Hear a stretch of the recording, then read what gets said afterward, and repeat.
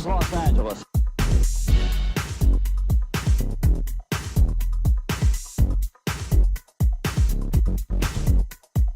This is Los Angeles. Breaking news. Gang capital of the nation. This is Los Angeles. Breaking news.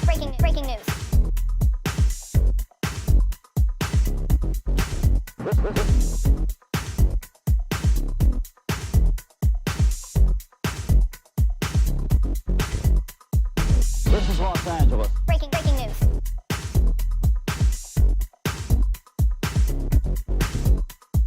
This is Los Angeles. Breaking news. Gang capital of the nation.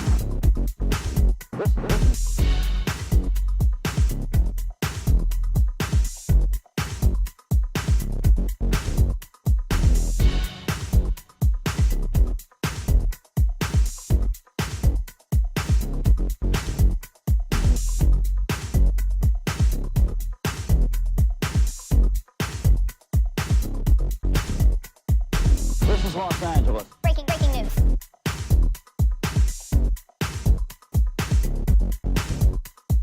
This is Los Angeles. Breaking news. Gang capital of the nation.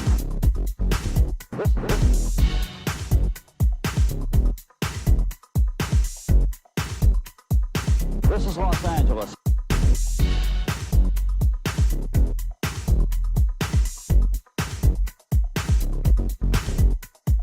This is Los Angeles. Breaking news.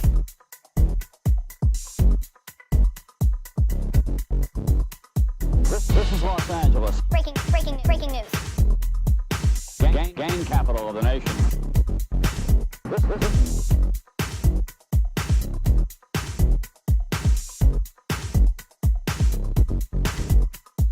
This is Los Angeles. Breaking news.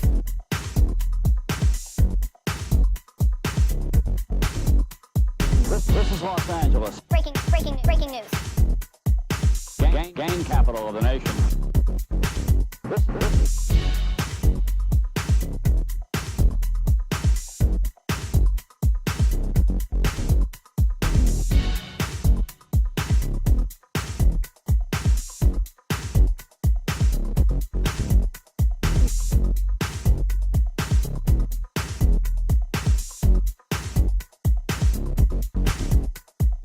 This is Los Angeles. Breaking news. Gang capital of the nation. This is Los Angeles. Breaking news. Gang capital of the nation.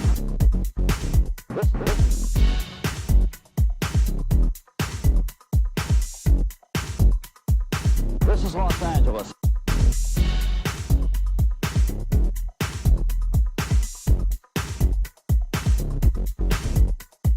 This is Los Angeles. Breaking news. Gang capital of the nation. This is Los Angeles. Breaking news. Gang capital of the nation.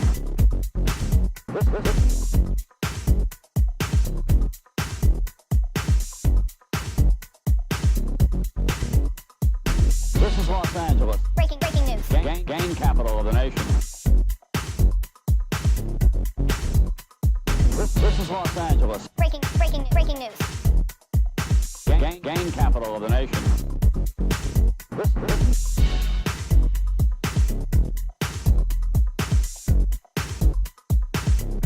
the nation.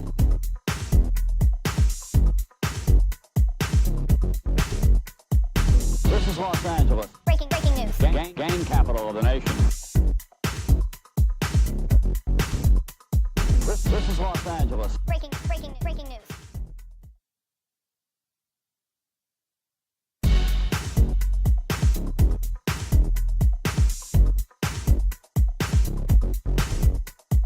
This is Los Angeles. Breaking news.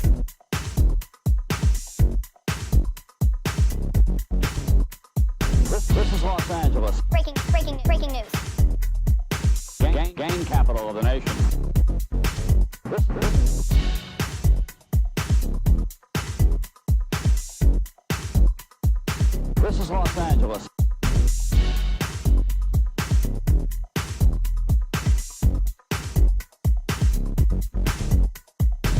This is Los Angeles, Breaking news. gang capital of the nation. This is Los Angeles. Breaking news.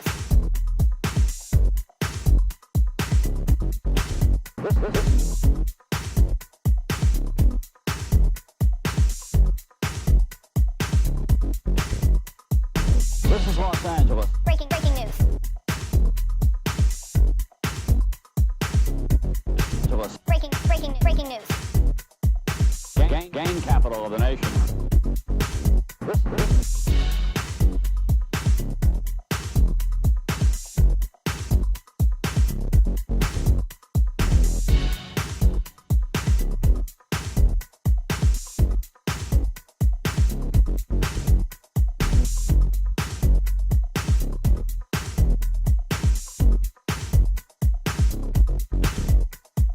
This is Los Angeles. Breaking news.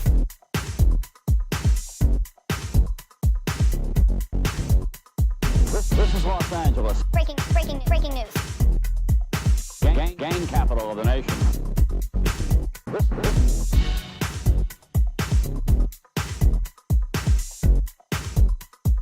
This is Los Angeles.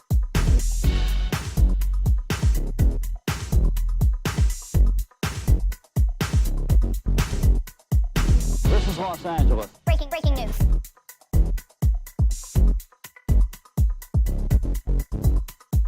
This is Los Angeles. Breaking news. Gang capital of the nation.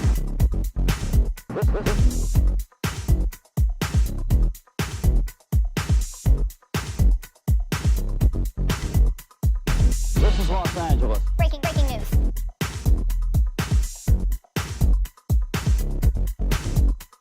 This is Los Angeles. Breaking news. Gang capital of the nation.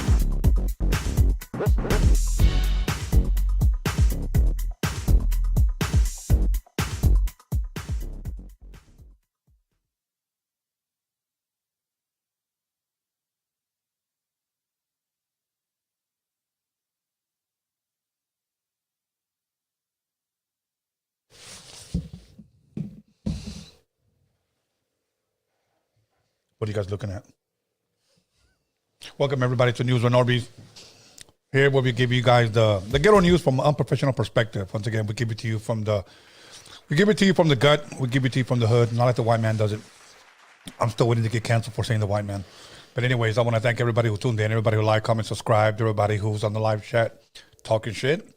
Those of you who are encouraging, those of you who are liking, disliking, sharing, whatever. You guys are still watching. All you trolls. You know one thing I noticed about social media now? That now you have trolls trolling the trolls. Trolls trolling the trolls. Let that one marinate, okay?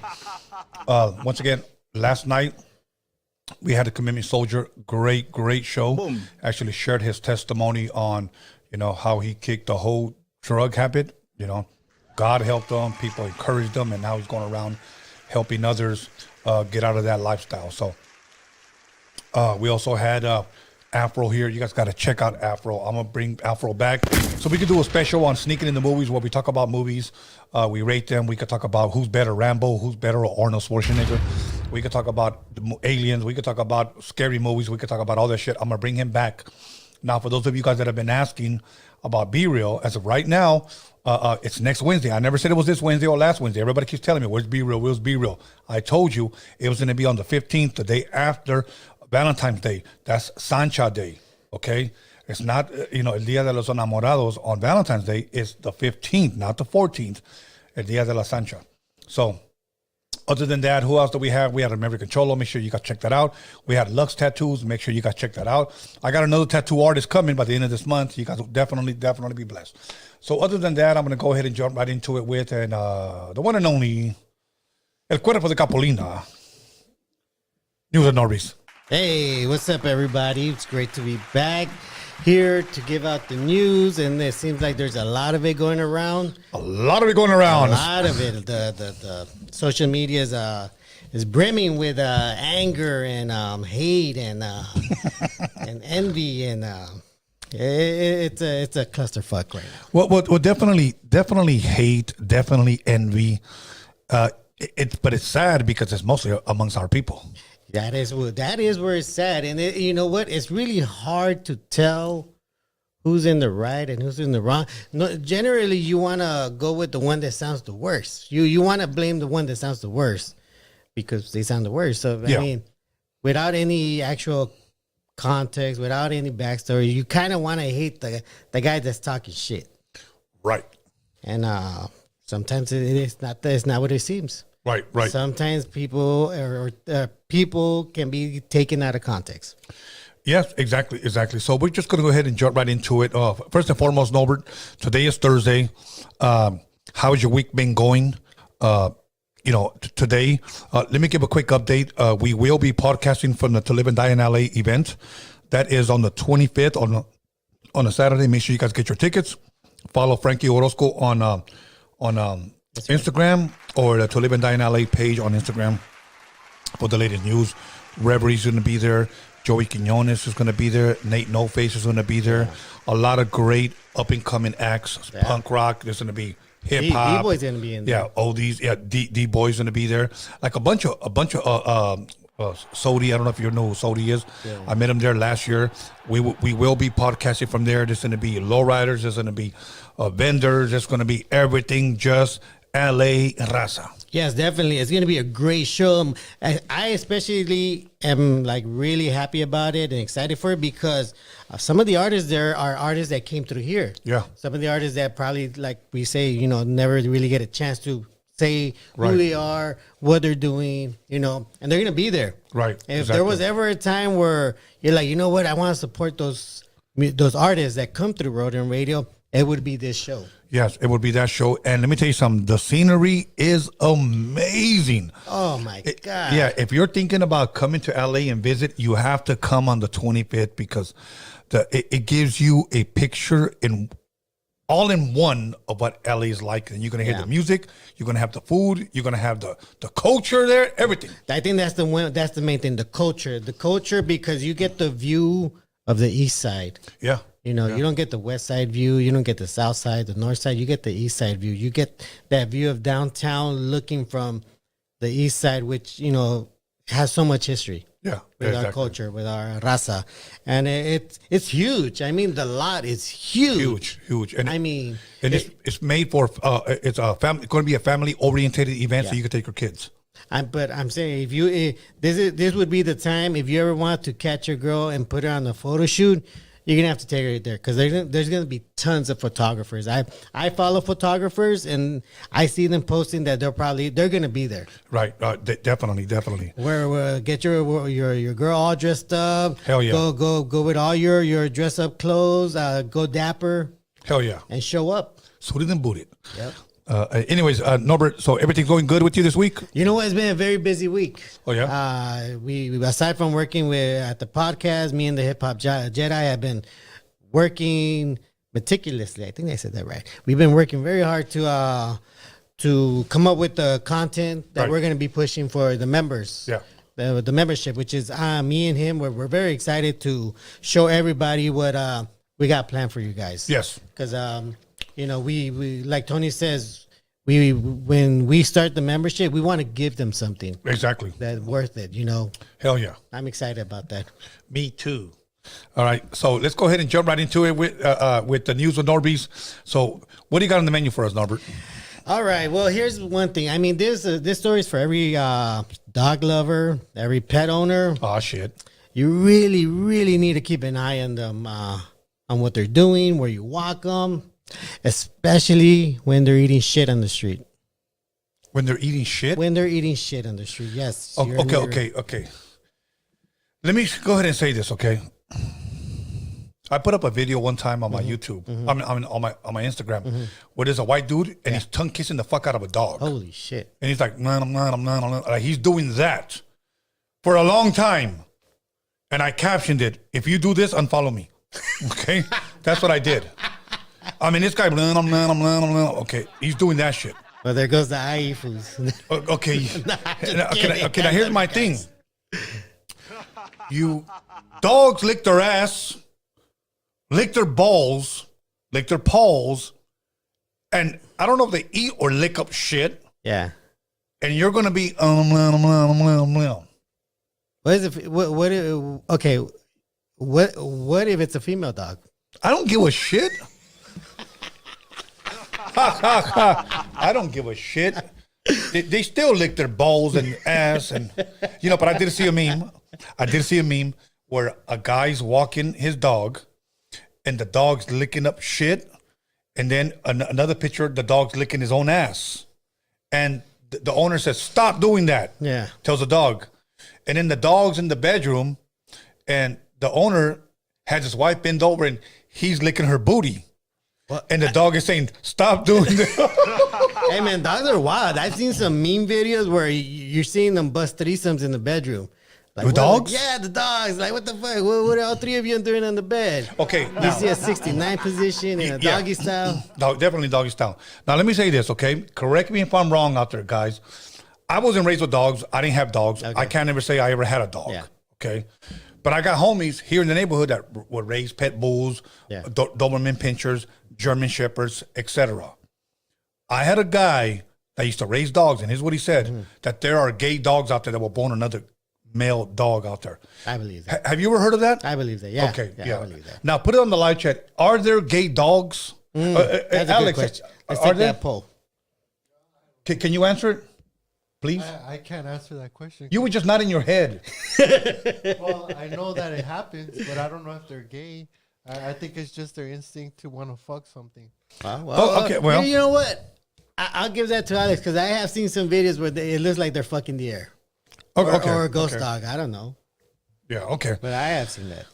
Okay, well, a dog walker from the UK warns owners to be careful after her pet is left at death's door after eating a meth addict's human waste in the park. A meth addict's human waste? A meth addict's human waste. That's messed up for the dog. That is messed up for the dog. A professional dog walker has warned owners to be careful after a beloved pet became very ill after eating a meth addict's poo while out on a walk. The dog, Sid, who is described as a large breed, had been enjoying some exercises around the South Norwood Lake at the weekend, but he became ill shortly afterwards, and his owners were shocked to discover his symptoms were caused by ingesting human poo. Okay, so the dog, think about this. He's a fucking dog. Yeah, he's a dog. And he got sick by eating human tweaker shit. Human tweaker shit.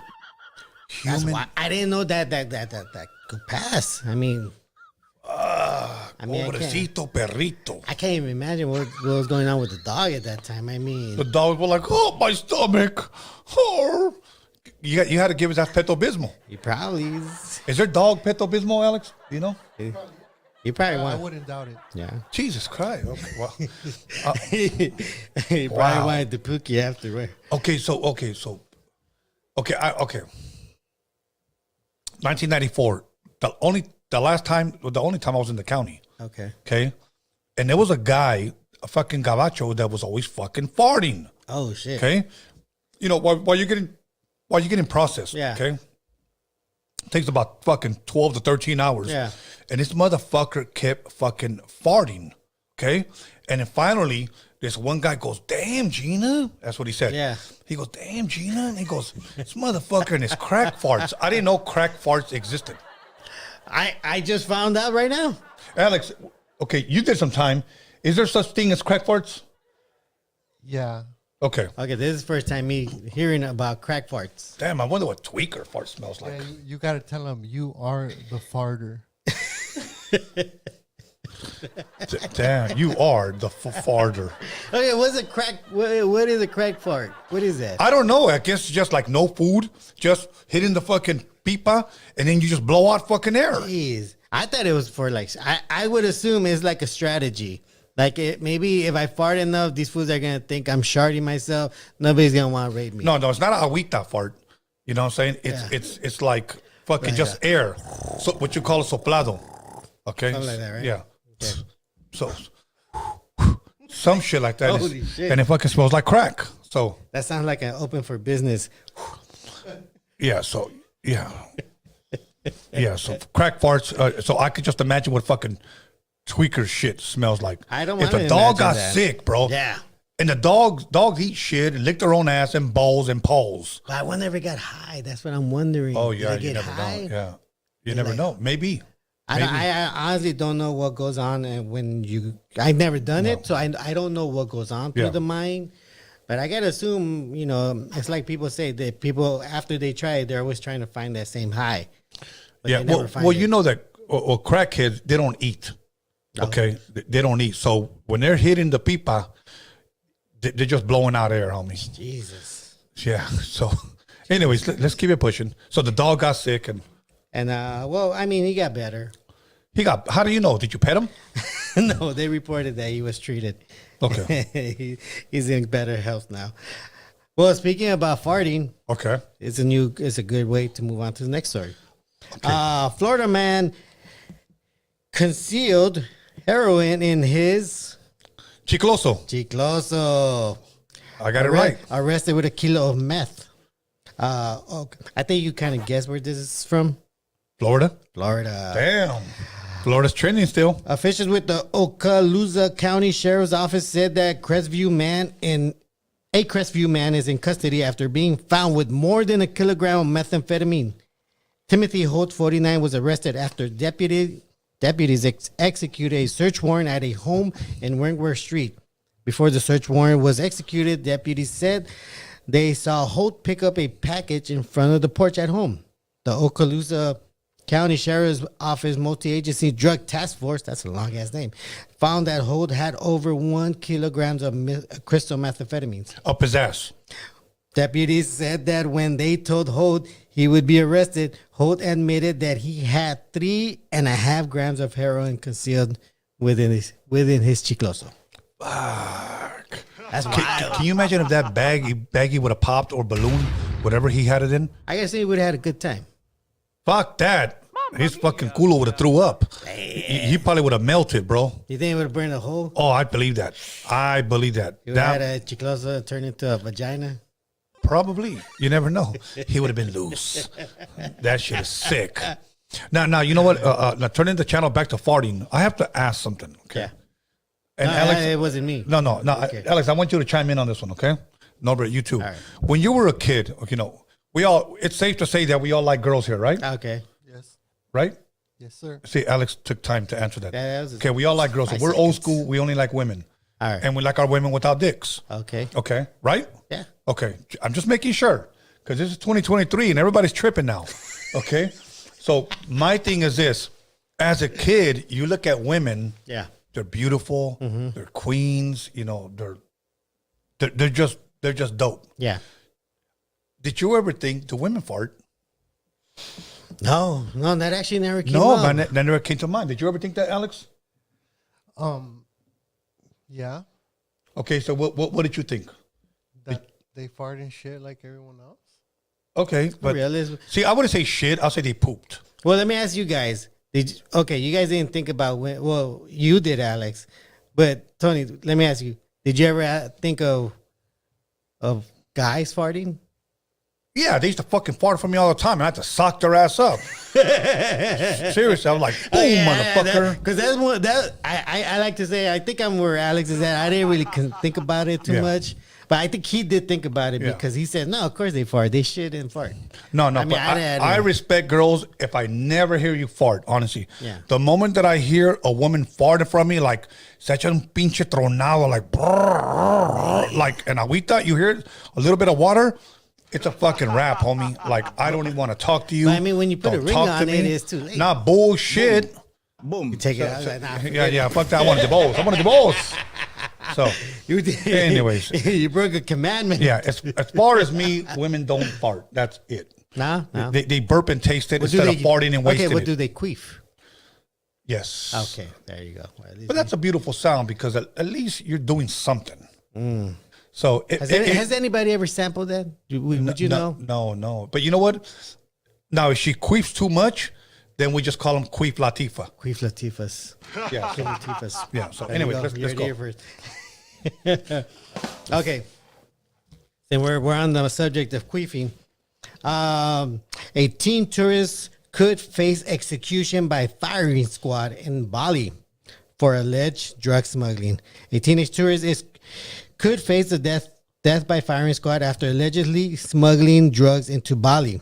Brazilian Manuela Victoria de Aragua Farias, that's a long ass fucking name, 19, was found with 3 kilograms of cocaine in her luggage after landing in Bali on January 27, but claims she was tricked into importing the drug hauled by a gang. Ah, shit. Faria's lawyer says she was only visiting the island to visit temples where monks pray for the sick, and her mother recently suffered a stroke. The Bali Times report. Now, Tony, let me ask you this. Do you believe that? Do you believe she honestly got suckered by a gang to sneak in 3 kilograms of coke on an island where people go as a tourist attraction? Well, see, here it is. You're going to have to lie and say something. Just like most women, good-looking women, when a cop pulls them over, they open up just a little bit, okay, and release the Major League Yaboos. Yeah. So when the cop's like, hey, how are you? The get out of jail card. The get out of jail card. Sorry, officer, I was speeding because some pervert was chasing me. Yeah. So I had to move on. It's like, oh, that's okay. License and registration. I'll be right back. I'll give you a pass. Yeah. Go ahead, whatever. That's the norm. No, it's the norm. So they just pull out the chichis and they give them a free pass. Yeah. But the cop's one day he's gonna be like, can I just touch something? That's what he's gonna want. And then the girl's gonna be like, harassment. Yeah. Okay, now they can't do that. I'm sure back in the day they probably like, ma'am, You know do you what? have anything in here that's gonna hurt me? And he goes, no, you just hurt my feelings. You know, so yeah. Yeah. Now, but I do think a girl would allow a cop to cop a feel to get Of course. you know, to get how would you say, to get off easy. To get off. Yeah, I do think like if a cop said, get out, we got to search you. And he's like this, and he's like this, and like this, and it's like, chinga su madre. Like, you know. I mean, okay, you can go. I seen a video clip of where this dude's arresting this one hot looking blonde. And as soon as he puts the cuffs on her, she fucking rubs her ass all over his crotch. I don't know if you've ever seen that video, but No. she's getting busted up and she's just rubbing it against his groin. No shit. I'm like, She gets another charge for that. fucking cops, man. They I would have given her another ticket. Really? Yeah, I would have given her another ticket. For what? Rear ending me. Oh. That's what I would have done. But Yeah. I don't know, man. Well, she better hope her excuse is valid because according to their laws, when you do that, you get the firing squad. Now, I haven't seen one in a long ass time, but I think I saw a clip from like the Middle Eastern where they still practice that. No shit. And they put you right there on, they strap you to that pole, and it was 1, 2, 3, pa, pa, pa, pa, pa, pa. Damn. Oh well. But she better hope. Yeah, She yeah, better yeah. hope that coke was worth it. No, but I truly do believe that some girls do flirt or do show off or even allow a certain feel to be let go. But you know, it's crazy that the double standards. You know, they could do that. We can't. And unless the cop is gay, then you can get away. Then you could get away, but that's like a Now, would you rub your butt against the cop for a free man. pass? No way, man. Why? Because either way, I'm gonna get a beat down. Either You way, think so?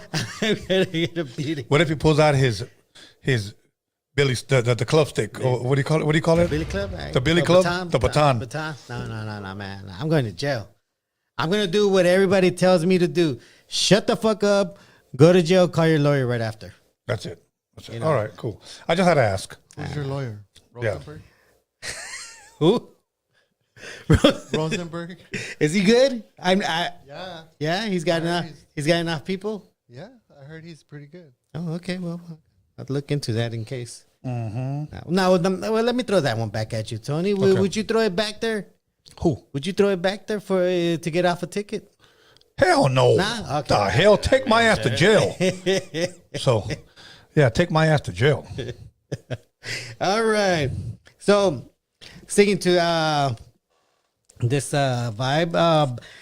All right. So, a box of Gain. You know Gain, the detergent. The detergent game. You Yeah. know the game. Okay. Well, a drug dealer hid 4 pounds of meth inside a box of Gain. 400 pounds? Yes, undercover cops caught this man at a Burger King. Two men took part in a scheme to try and sell high purity meth in Georgia and Florida by hiding pounds of the drug inside boxes of laundry detergent, according to federal prosecutors. One of the men delivered a box of bright green Gain laundry detergent with roughly 4 pounds of meth hidden inside to an undercover police officer at a Burger King in Plant City, Florida. Wow. Can you imagine that? I mean, I like to think that's a little creative. A little. Why? That's pretty great. I mean, it's a game box. I mean, you kind of see somebody selling a detergent at a Burger King. Right. I don't know. Have you ever gone to a Burger King? I'm not a Burger King type of guy. I don't think anybody is. But, you know. Then how are they still in business? That's what I'm saying. That seems to be the place where you could, sell a box. Here's a box of Gain detergent. Yeah. Give me some money. We're good. Yeah. That would be the spot. I wouldn't do it at Taco Bell. It's busy. They're always. Let me ask you this, because cops are so sophisticated today, bro. Like, they're very, very sophisticated. Too sophisticated. Okay. Is it worth selling drugs still today, bro? Like those kind of drugs? Okay. I mean, because look at, when you get busted, bro. Yeah. I mean, let me ask you, do you have 25 years to waste? No. I don't care. Look, I don't care if you're 20 years old, 18 years old. Try doing 25 years. Yeah. Well, I mean, people are getting creative about doing it too now. I mean, especially because weed is so expensive nowadays at these dispensaries. Well, you know what? They need to be thankful that it's legal then. Yeah. They need to be thankful that it's legal. Yeah. Because even back then, when you got caught for weed, you go into jail. Yeah, there's people still in jail. Yeah. Because of that. Think about people from other countries that don't have dispensaries, and then now they think you can actually walk in and buy weed. Yeah. And you guys are still complaining? Yep. I mean, think about that, bro. You guys are free, the land of the free. You guys got constitutional rights. Yep. Okay? And you guys are going to jail for crystal. I mean, if it's so free, why you gotta pay tax on it? dang. Okay, That then ain't that free. go to Czechoslovakia or go to Saudi Arabia then. It ain't free. Okay? See, they give you constitutional rights. But you know what? It's crazy though, because it brings up a point Go to Ukraine. where the black market for weed is growing tremendously because of those taxes. Yes. I mean, So I don't know. I just think that. Look, I'm not an America basher. I don't care what people say. You know what? We're not free. We're not free. Bro, I'm free, homie. we're Okay, free. look. I like to think we're a lot freer than most other countries. Any other country in the world, bro. Any other country in the world. And for those of you who don't like it, many of you who said, if Trump wins, I'm moving out. You know who was one of them? George Lopez. Oh. He said he was moving out and he's still here. Okay? Samuel Jackson said the same thing. There's a lot of people that said the same thing. A lot of them. And they were still here. A lot of drama queens. Yeah. So go to a different country, see if you get the same rights. Okay?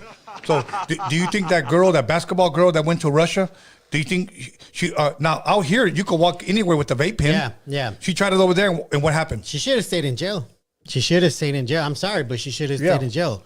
Let that be a lesson to everybody that thinks they could go to another country and take their privilege over there. Yeah. Because you shouldn't go to another country Right. assuming that just because you're from here, you have more rights than the people from Right. there. Right. And the thing is this, look, bro, a lot of people don't like Trump. Cool, whatever. I don't care about Trump. Fucking pelos de elote. Okay. But I definitely don't like Michael Myers hair, Joe Biden. Okay. Now, I do think this time around, as much as Raza hated Trump back then, if Trump runs today, Raza will be voting for him. It's inevitable because as far as, how are you going to defend Biden right now? You can't. Go ahead. I could tell you how. He just he said something about a junk tax law that he's gonna put in for cutting taxes, unnecessary taxes, like on hotels and stuff. Like It's stuff. That's interesting. That's interesting because the Republicans are actually doing the opposite. The Republicans want to eliminate income tax. Okay. You know what? You put on there 2024 Trump or Biden. Damn. Okay, Trump or Biden. We're gonna find out in about 30 minutes. You want to guess the percentage? I know Trump's gonna win. I think so too. You want Go to see ahead. what percentage are you giving? I don't know, but I think Trump will win on. I'm gonna say at least 69% for Trump. Is Kanye still running? No, well, just put Kanye too. Put Kanye too. Put Biden, Trump, Kanye, and these nuts. So, because he ran, these nuts ran. I think he had a good amount, good showing for him. Yeah, two kooks out in Hollywood Boulevard. Okay, let's move on. All right, so this is a story for for research and development. People with digestion problems, people with constipation problems. Constipation problems means they can't dookie. They can't take a shit. They can't take a shit. You know what? You need a cleansing tea. Hit me up on the DM and I'll send you the cleansing tea. It'll liquefy everything in your fucking nalgas and you'll spit it all out. There you go. Let's go. Well, if you don't want to buy the tea, the FDA recently approved a Vibrant pill. What the hell? Wait, you say vibrant or vibrating? Vibrant. Oh, okay. I thought you Pill. said vibrating. That sounded like something you stick up your chicaloso. Well, it's actually the other way around. Okay. You actually digest it. Okay. The Vibrant pill is now approved for adults with chronic idiopathic constipation who haven't seen any symptom relief after using standard laxative for at least a month. Chronic constipation affects about 16% of the U.S. adults, and as many as 90% of them experience uncomfortable symptoms for many years. So what this thing does is the shape of a pill. You swallow it, and it shakes all the way through. So it does vibrate. So yeah, it vibrates all the way down until it gets to your colon and starts breaking everything apart. That's nasty. Why don't you just take a gerbil? Why don't we just call Richard Gere and then ask him about those gerbil launchers that he used to do in the 80s? Where he used to bend over, fucking to shave a rat, shove the rat up his ass, and he used to scratch him and shit. You heard about that, right? Jesus Christ. Yeah, I've heard about that. Everybody heard of Richard Gere gerbil launcher. Jeez. So, hold on, let me put a little gerbil right here. Okay. So this is now available for purchase. From what I hear, it costs $69 a month. 69. You notice 69? And then they're probably going to tell you the first one necessarily won't work. You're going to need at least about 3 or 4 of them. Well, I guess apparently it's a monthly plan. You $69 a month.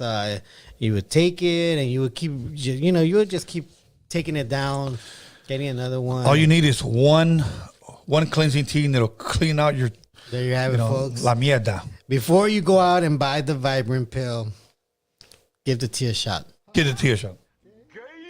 Go. So Unless you're into that, you want to feel that vibration going right out.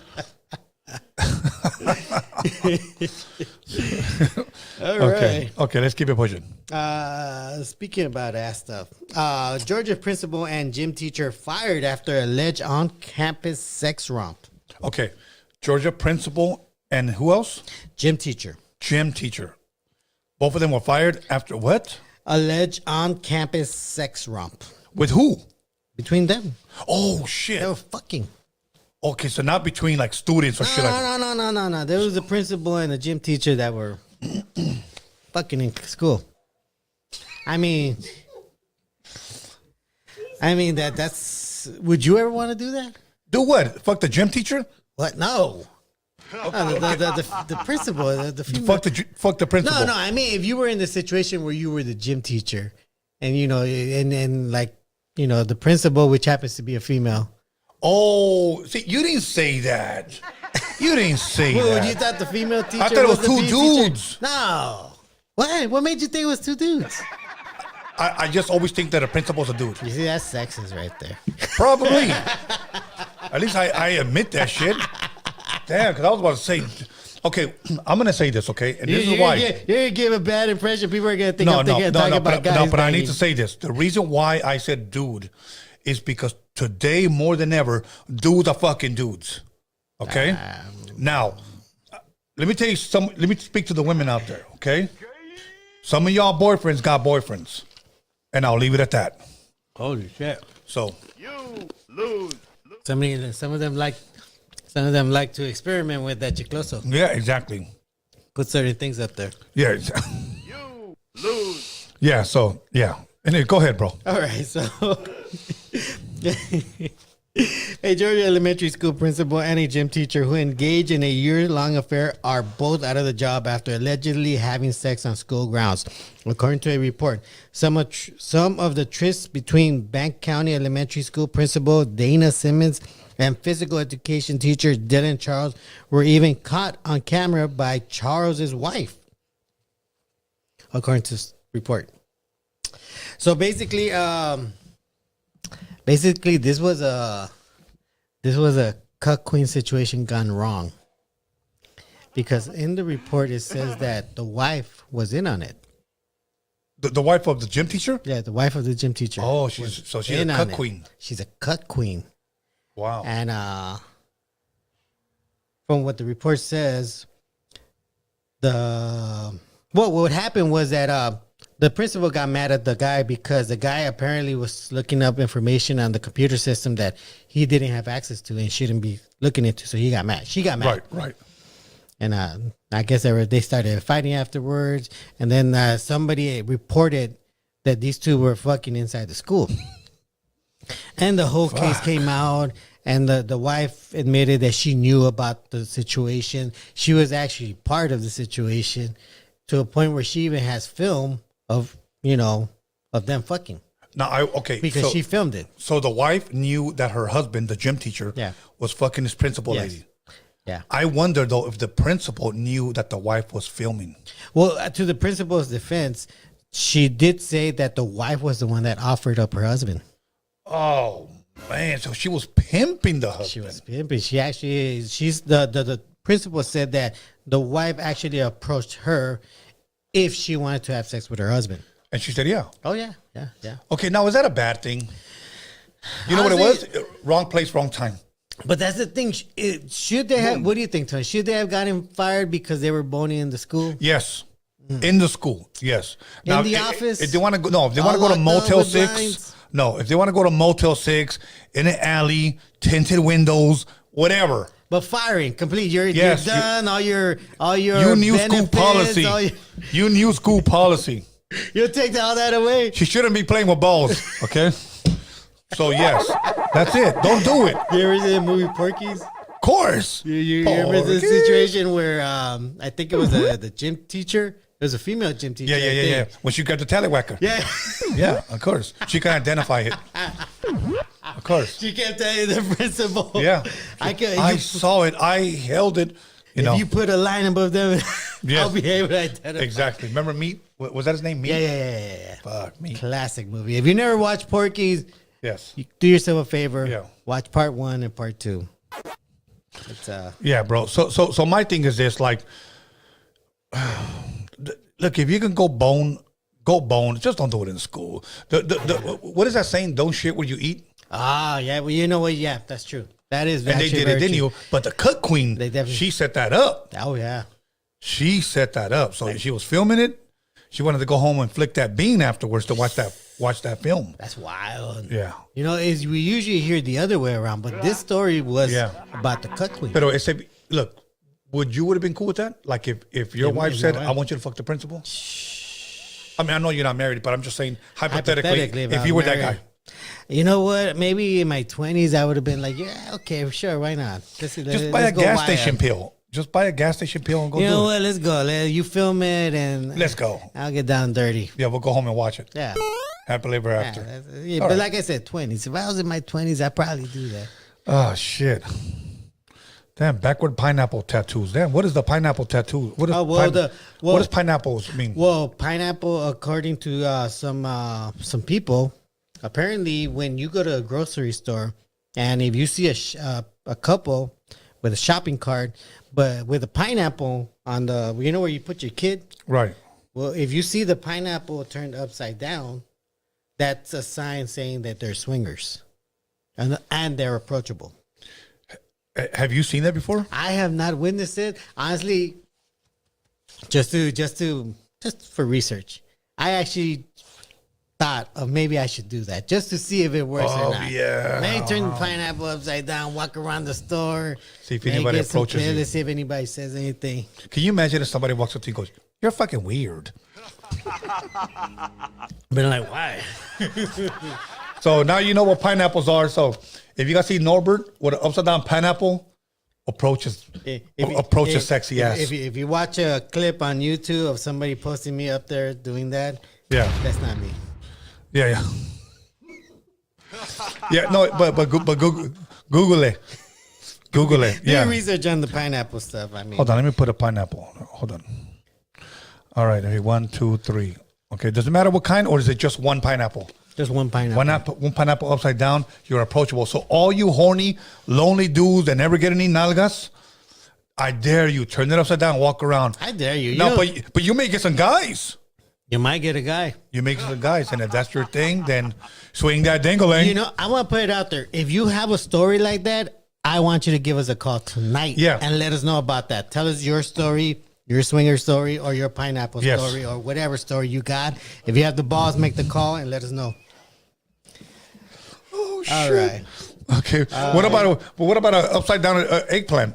Does that mean anything? Jesus. Hey, Christ. what about putting pineapple on your pizza? Does that mean anything? Oh yeah. Well, I like pineapple on my pizza. Really? Yeah. What does it mean? I'm a very anti-pineapple on pizza kind Really? of dude. Yeah. I But don't you're get not it. you're not anti upside down pineapple. No, I'm not anti-pizza. Wait, what? Wait, what? Why you answer then? Okay. From here on out, guarantee you other podcasts are gonna start talking about pineapples. Guaranteed. I'm sure they already are. Anyway, go ahead. Go ahead. Okay, so we're gonna. This is an ironic story. A woman was arrested after young daughter writes a school story about mom shooting at dad. Okay.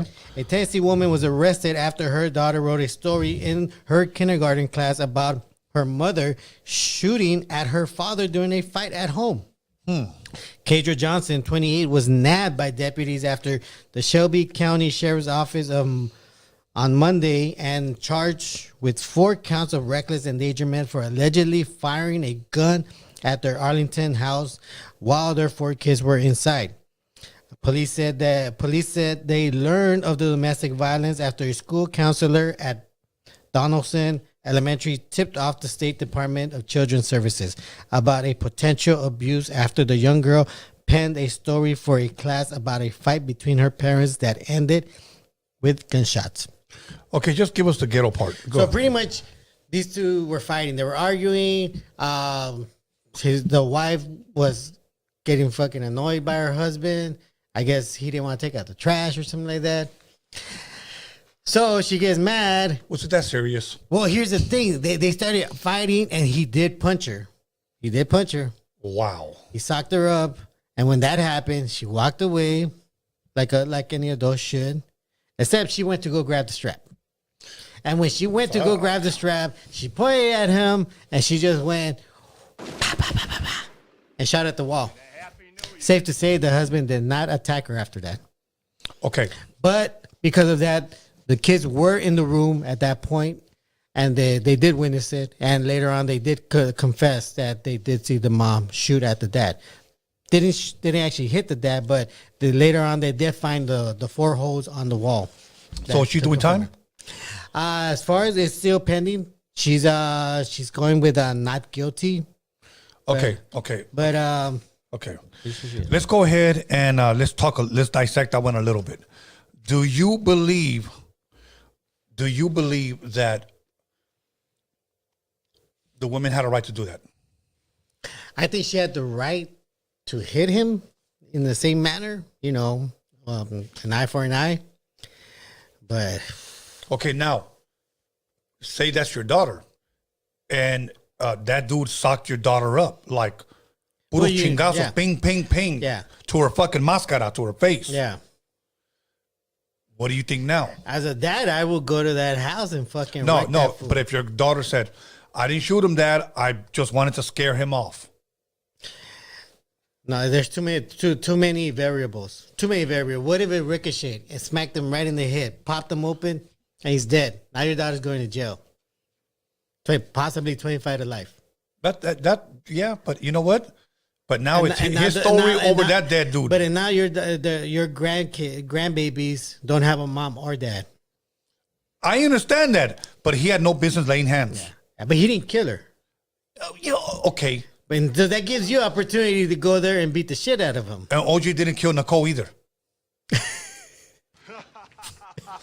Okay, here's my thing. Well, on we that. could have had somebody on here to speak on that. Yeah, but exactly. He already jumped up. Okay, now here's my thing when it comes to that. Women, let me say this. Women, at least in my opinion, Yeah. and I'm saying women, I'm not saying fucking hood rats. Yeah, yeah, Okay, I'm saying women yeah. should never be touched, bro. Yeah. Okay, I don't believe in touching women Of like course that. not. No, Okay. no.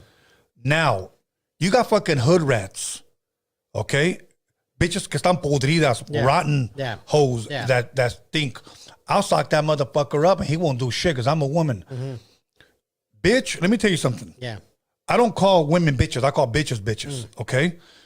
There's a lot of women that do that. And I know a lot of dudes that will knock a girl out in a motherfucking minute. Yeah, I know a lot of dudes that would do that too. Okay, because here's what some of those guys say. They'll say, if you step to me like a man, I'm going to knock you out like a man. Some of these girls don't realize you're going to get knocked the fuck out. Yep. But now, bring it back to this story. Yeah. This dude socked this girl up, ping, ping, ping. Yeah. Say the guy's my height, 6'3". Yeah. Say he's 6'5", and Yeah. he's fucking huge. Yeah. She's 5'2". Yeah. Maybe she's threatened now with the kids. Yeah. Okay? She's got to defend them. A mom turns into a fucking lion Yeah. when her kids are being messed with Yeah. or when it comes to protect them. Of course. So guess what? You get the motherfucking Yeah. gat, and she scared him off. Yeah. Dude, stop. Yeah. Here's the sad part. You brought up a great example. What if a bullet ricocheted and killed that motherfucker? Yeah. Okay? My thing is this, bro, you somewhat brought that upon yourself. You could say that. Okay. Yeah. That's a valid My question argument. to him, if he would have lived, I would have said, if you would have never have socked her, would you have ever been shot? No. That's like, that reminds me of that story. What came first, the chicken or the egg? The chicken. So that's my thing. Like honestly, I mean, look. It's a tough situation. Yeah, but I would rather. I don't give a fuck. Like, say I was married, or say I had a girlfriend, or say, and she did something to me that really hurt me, whether it was cheat, whether it was lie, Yeah. whether it was steal. Yeah.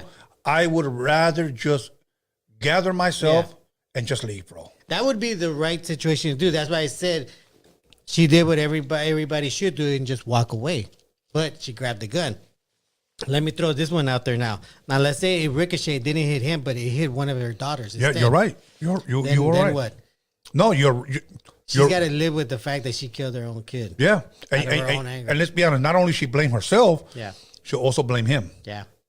You know, And because let's be honest, all that arguing, all that fighting, Yeah. you know, shooting missiles at each other, and who's the one that got hit? Yeah. And that's the thing. It's easier. I like to think it's easier to kill somebody than to walk away. Bro, I'd rather just walk away because let me tell you something. How many people are doing life in prison will probably never get out because they did something stupid, bro. Yeah. Yeah. They did something stupid. And I'm going to say it. For what? For the hood. Okay? Yeah. Yeah. You know, when I was a child, I spoke like a child. Yeah. When I became a man, I put away childish things, bro. It's time for a lot of us to wake up and grow up. I hope some of them do because some of them are acting very childish right now. Yeah. Anyway, let's go. So speaking of childish, right now a lot of people are talking. A lot of the social medias, a lot of the podcasters, a lot of people are angry at George Lopez. George Lopez. Okay, now we touched on this about a week ago. We touched on that because he talked about Paul Rodriguez and when American Cholo was here, we also talked about it.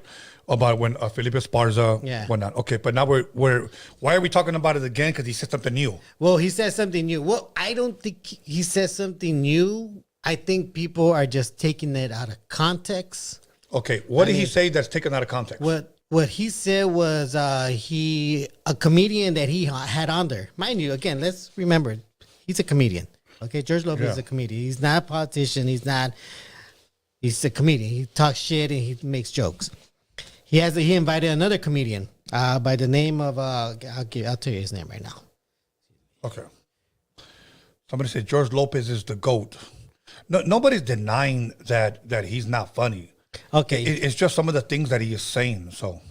So he had this he had this comedian named Steve Trevino from Texas. Okay. And what he did was he brought up he brought up the situation where, like, you know, if we're in a certain situation, we're in a certain spot, we're elevated to a certain degree, we should do whatever we can to uplift the younger ones. This is what the other comedian did. Okay. Go ahead. And he mentions, like, you know what, we should help young comedians, like Right. He named the comedian named Ralphbarbosa, if I'm not mistaken. Yeah. Ralphbarbosa, he mentioned that. They talked about it, and he said, you know, we need to bring up the Ralphbarbosas of the world, and we need to help them out. We need to use whatever we have to elevate them too. Right. So they don't have to go through the things we had to go through. I agree. And then George Lopez commented back with, like, you know what, I don't really agree. Who? He said, who? Well, No, well, hold on. Let him get to that he's part. jumping, Let he's him jumping get the car. He's jumping the car. So he does mention, like, oh, well, you know what, I never heard of him. Like, can you elaborate? Who is he? And Steve, you know, elaborate. He tells The other him, comedian the tells other George. comedian. Well, he's this comedian. He's a young guy. He has his career going. He's done a few shows, a few spotlights, and he's out selling. He's selling out his stand-up shows. And then George Lopez at that point is like, oh, okay, well, all right, well, what do you mean by helping them? Like, in what way? So he goes back, well, you know what I said, helping them by using our status to elevate them, you know, put their names here and there, you know, make connections for them. Put yourself out there, message them, tell them if you need guidance or help, you know, get at me. And George Lopez goes back with, like, you know what?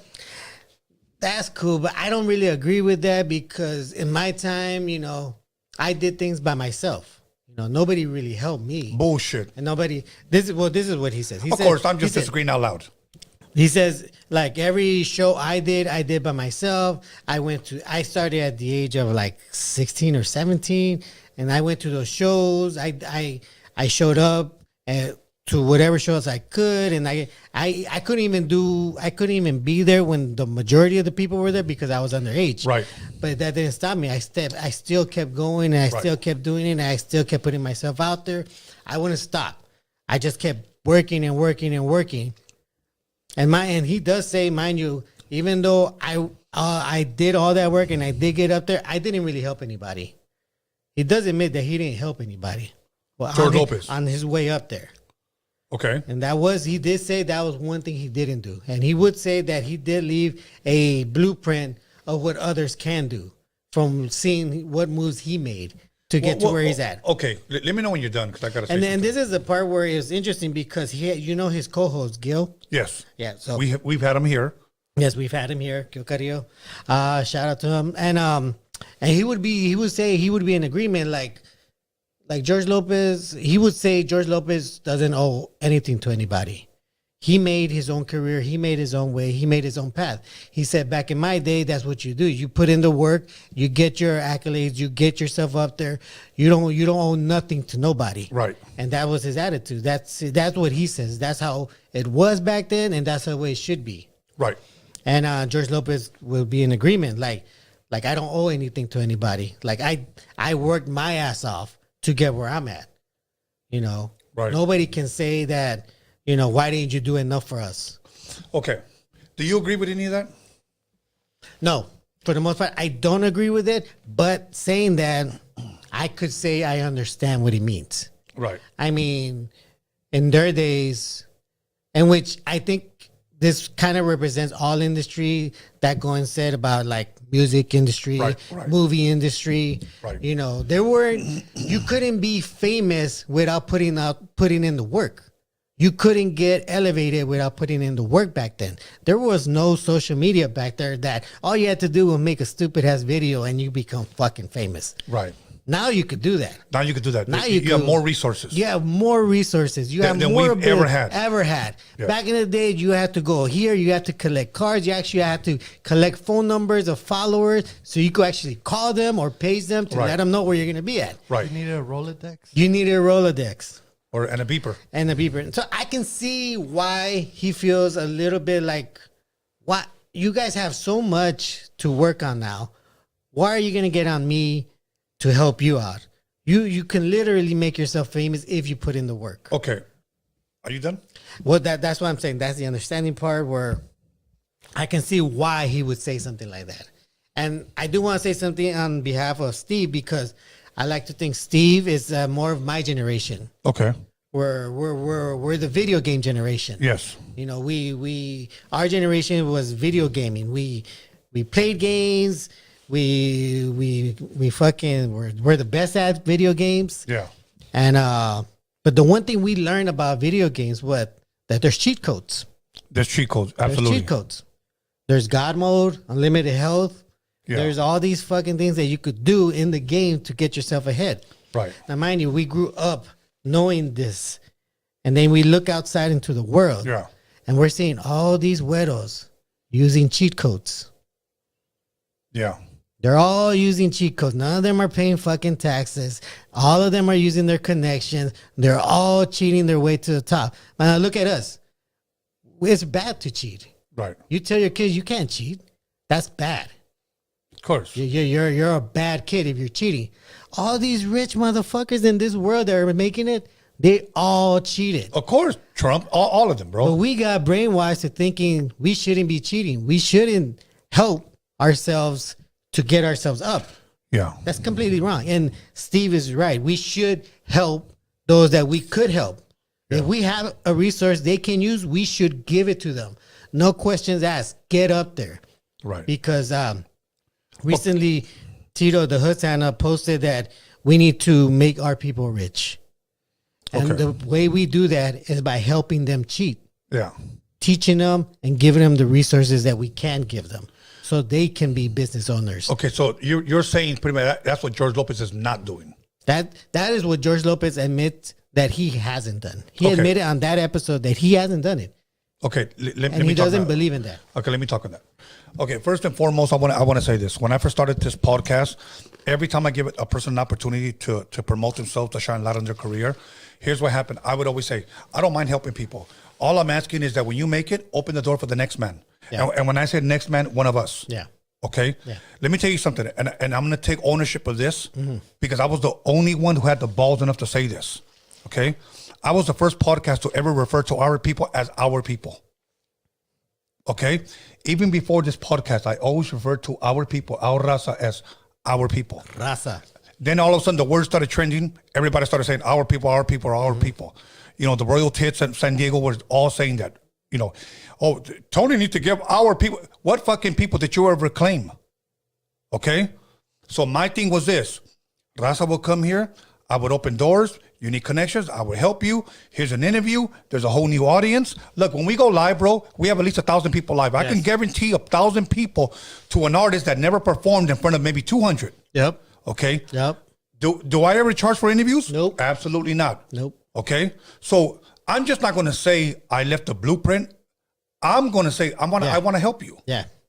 I want to help you and I want to point the way. Yep. That's it. That's how we should be treating each other. Now, George Lopez, let's just say it is true. Yeah. That he did pave his own way. But let me tell you something. He didn't do it by himself, bro. No, Okay? no, I don't know. Alex is sitting over there running this shit. Yeah. Anthony, the hip hop Jedi, does all the flyers, does all the editing. Yep. Okay. You, Norbert, help us Yep. tremendously here. Thank you. My son Appreciate helps me promote this. Yep. We all need a team. George, you didn't do it by yourself, bro. No, he didn't do it by himself. Okay, you didn't do it by yourself. Now, here's my thing. I want to continue to help people, bro.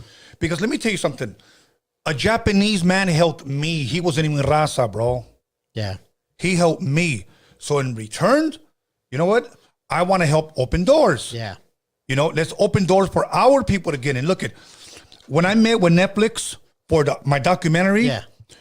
I don't have nothing against people from India, but the main lady that was signing documentaries is a woman from India. Why don't we have somebody from our culture, from our area, working at Netflix? Yeah. Okay. Yeah. When we met with Showtime, we met a guy from Pittsburgh. When we met from HBO, a guy from Canada. When we met with Hulu, it was the guy from Philadelphia. Yeah. Nobody was here to represent us. Yep. So my thing is this: we don't need no more rappers, bro. No. And honestly, we don't need no more podcasters. You know what we need? People in Netflix. We need our people in Showtime. We need our people in HBO. We need our people in Amazon and Hulu. I'm gonna tell you why. So whenever we do a project, and we go knocking at these locations, now we got one of us in there to say, "Come on in." I understand my people. I understand our culture. We can sell this. We can push this. Okay. But you know what? We have a bunch of out of towners in these big offices that don't give a shit about us. They don't. And they won't. Okay. And then you have a dude with a podcast who's made it. I didn't help nobody. Fuck them. No, you don't do that, bro. No, it is, like I said, I don't agree with it. I said I understand why he would talk like that. I could even understand why Gil was in agreement with him. You know, today on Facebook, here's what somebody asked me. Because before I worked with High C, I was working with a Chicano rapper named S. Rich Rock. Okay. Who eventually ended up becoming from the group Spanish Fly from the Harbor area. Much respect to S. Rich Rock, A.DA, and DJ Tricks. Okay, Spanish Fly from the Harbor area. This was in the 80s, bro. Before I ever worked with High C. Damn, that's wild. Yeah, a lot of people don't know that. Okay, so he decided to get into the group. Then they came out with that So 18 with the bullet around the same time La Raza came out. Okay. Nobody mentions them. Nobody gives them their props, but I'm gonna say it now. I get with High C. We get a record deal.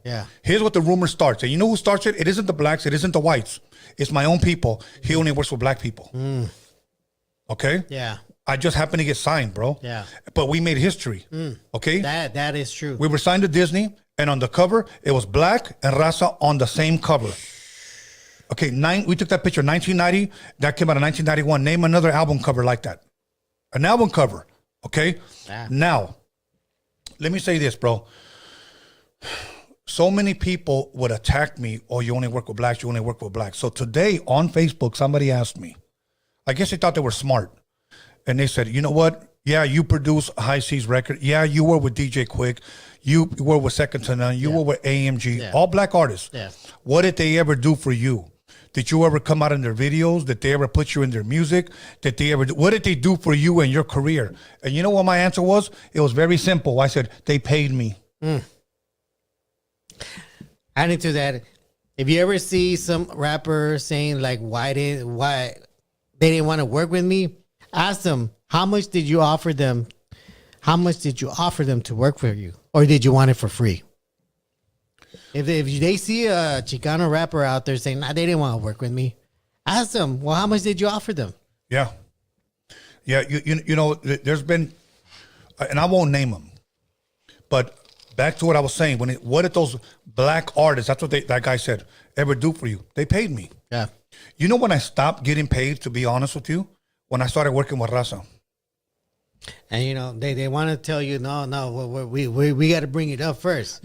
You know what? And I'm gonna say this, and this was told to me by Tony G, who produced Mentirosa and La Raza. He told me like this: I know you want to help the people. I know you want to help Raza. He goes, but Raza needs to pay. He said they're too busy telling you do it for the culture. I think that's our problem, bro. But here's the problem, okay? They don't want to pay us. Raza doesn't want to pay us. But they'll go pay YG. They'll go pay Snoop for a verse. They'll go play all these other artists. But when it comes to us, fuck that guy. He wants 3,000. But they'll go pay Snoop 25K and the song goes nowhere. You know, they'll go pay YG, the song goes nowhere. Shelved. They get nowhere, okay? Spliff DTV was here. Spliff DTV. Black man, podcaster, reaction videos. Here's what he said.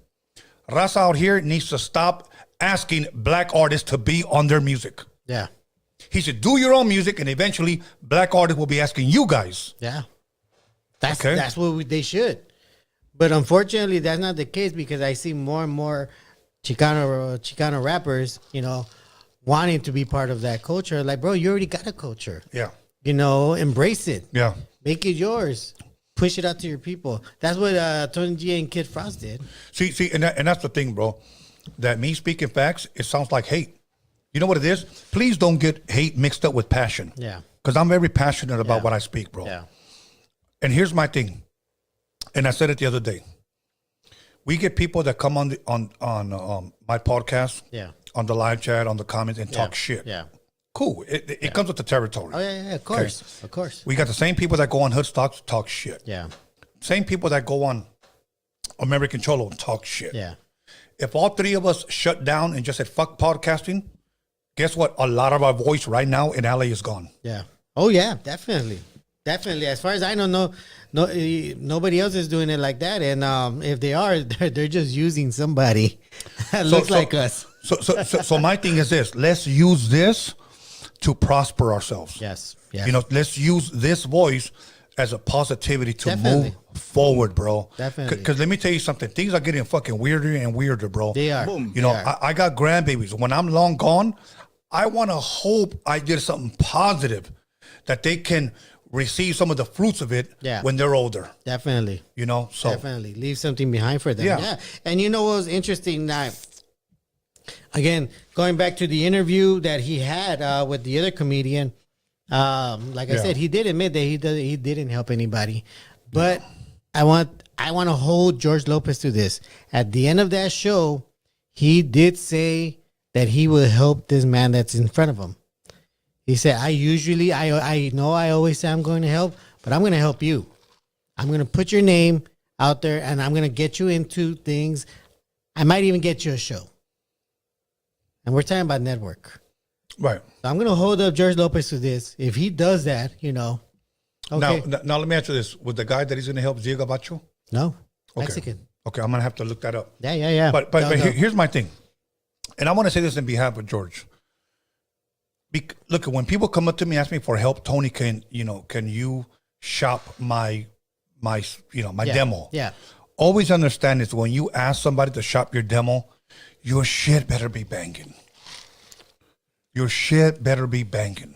It's interesting you say that because that's pretty much what he said also. Yeah. If you're asking me for help, you better have something ready to show. Because if you don't have nothing to show, don't ask me for help. Look. I always tell people to follow your dreams. Okay, really, really. And if you're gonna follow your dreams, please dream big. Dream big. Don't sell yourself short. But let me tell you something. When somebody opens that door for you, okay, you better have the talent. Yeah. To back up them dreams. Yep.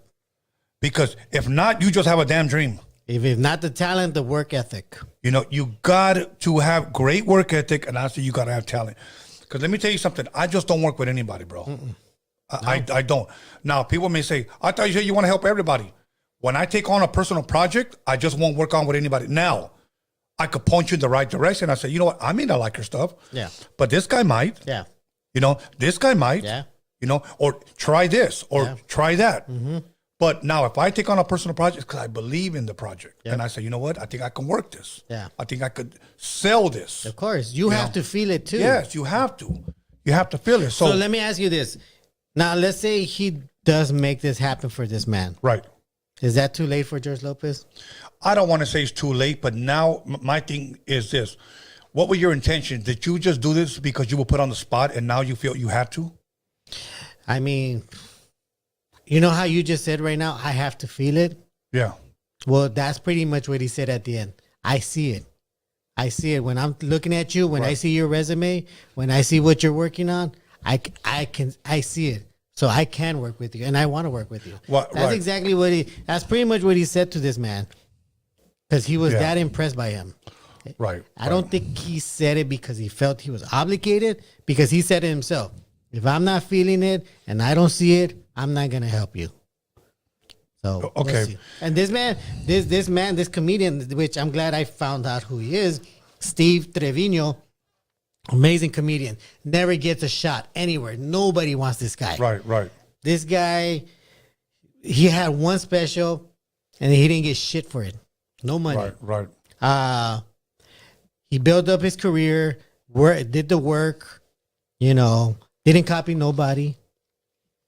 And to the point where he started producing his own specials, started making his own money, started his own podcast, did everything by himself, telling everybody, if I could do it by myself, you don't need these big motherfuckers trying to get you up there. Do it yourself. Right. And if you need help, how to get up there, get at me. You know, Which I can respect that. I've had several podcasters here, several of them. I've had them on my show before I was ever on their show. Okay. And I'm not just talking about hood stocks or Gil. Yeah, I'm not yeah, saying yeah. none of that. Just in general. And you know what I've always told them? I want my subscribers to be your subscribers. Yeah. I want to help you. I remember I seen a few of them where you actually said that. Yeah. Where I said that. Yeah. You know why? Because one day, bro, it could be a wrap for me. I could just say, I'm done. Yeah. But you know what? I can actually say, I helped somebody. Yeah. I'm not saying they owe me anything. No, of course not. But I want that peace in my heart that I can say, I helped somebody. Okay? I think, Let me tell you something. The whole crabs in a bucket mentality is true. There's a bucket and a gang of fucking crabs. Yeah. Every time somebody tries to get out, they you know what? They yank each other down. You know why? Because they think there's only one seat up there. Yeah. And then again, this is why I like this guy, Steve, because he is the opposite of that crab mentality. Instead, now that he's up there, and he is up Right. there, he has a great career. He's doing extremely well. Uh-huh. He wants to pull up those other crabs. Say, come up here. Join me. Right. I need more of you up here. You know with why? me. Because everybody thinks that there's only one seat. There's more than one There's seat. more than one seat. Now, let me say something. Chicano rap right now is a mess. You know why? Because everybody thinks there's only one seat, and they only want one king. I can't bring myself to call any man a king Yeah. of anything. Yeah. I could call a woman a queen. So I could call him a queen. I even call him a cook queen. no. Okay. Let's go. Anyway, let's keep it pushing. But yeah, so let's keep it pushing. All right. So interesting news. I don't know if you're ever familiar with Goldman Sachs. Yes. I've heard of that. Yeah. Of course. All right. Well, a few years ago, their CEO, his name is David Solomon, decided to become a DJ. Okay. Decided to become a DJ. Now, this CEO was in love with DJing, so he became a DJ. But he ran into a little problem where he remixed one of Whitney Houston's songs. What song was this? The song is "I Want to Dance with Somebody." Okay. So. So he remixed this, Okay. and he had no right to remix it because he actually put it out. Oh wow. Yeah. So, and this is what I think. This is why I say the cheating part. Like these people cheat. Okay. So, because of who he is and what connections he has, he used his connection with a. Let me get this right. With a what the hell? That's his name. Give us the sound effects, Alex. Give me a sound effect. Do, do, do, do. Something, please. Ha ha ha. Okay, well they just put that he has a well connected bank. Okay. Banker. So what's Banker. the point? What's the point? What's the moral of the story? So more of the story is that this friend, this person that's part of also that's a client of Goldman Sachs, also has a connection with Whitney Houston's stepsister, Okay. which she's in charge of Whitney Houston's estate. Okay. And as a favor, they came to an agreement that he could have the rights. Wow. Well, he had connections. I mean, is that wrong? It's cheating. Could you do that? Can you call somebody, hey, do you think you could talk to so-and-so and have them give me the rights to remix this song? And they say, sure, why not? That's connections. Yeah, but that's cheating. No, it's not cheating. That's I cheating. don't think so. You didn't pay anything for it. That's the Game Shark. That's the cheat code. You didn't pay anything for it. His man didn't pay anything for it. It was just an agreement. Okay. Could you do that? I couldn't do that. No. Well, okay. Look, I have a song with Tina Marie sang on it. Okay. I still have it. Never released it. Yeah. Okay, because you know what? She's no longer here. Yeah. She has a daughter. Yeah. But I'm not going to go to the extent of, hey, you know what? I did and I paid her. Yeah. You know what my mistake was? And this is why I tell young people, learn the business. I paid her, but she never signed off on it. So I don't have any proof that I paid her. Yeah. Yeah. So, I'm glad you say that because there's some rappers accusing a lot of these, no, respectfully, no offense, these old heads don't help out the young ones with game on the business. Well, what do you mean? No offense. Why would I take offense to Because that? it's old heads. So what? I look better than a lot of these young heads. There you go. Okay, so that's what I'm saying. There's rappers out there claiming that people like you don't want to help or don't help at all. Well, okay. But you do. Right. So I don't understand why some people talk out of their ass making those kinds of accusations, not knowing how many old heads are actually out there still Right. putting young artists on game. Right. I do want to say something, okay? For all you fans out there that probably don't know what goes on behind the scenes, you got a lot of dudes that like to hide behind YouTube and talk a lot of shit, especially on the live chat. And then they like to say stuff like, you've never helped Raza, trolls, okay? You've never done anything for the culture, okay? Here's my thing. I have way over 300 interviews, bro. Way over. Verse for verse, and a bunch of stuff. I call like Dining with the Wizard, Drinking with the Wizard, and all the other shit that we've done. That's exposure. Yeah. That's free promotion. That's free promotion. I mean, Okay. how much your radio station going to Free charge promotion. you for that? So when somebody says, when are you going to help out the raza? How many more Chicanos do I have to interview for you to stop saying, when are you going to help out the raza? I think it's got to be like their cousin or something. I can have 1,000 Their Chicanos their interviews. brother-in-law. I can have 1,000 Chicanos interviews. Well, you could at least make it 1,001. They're never going to be satisfied. They're never going to be satisfied. Okay. But those are the ones that I say are infiltrators. They intentionally want to talk shit just to make it look like something that isn't. And here's my thing, okay? Here's my thing. These mics are not free. This table was not free. These plugs are not free. May the force be with you is not free. Okay? My cell phone is not free. But I'll tell you what is free, okay?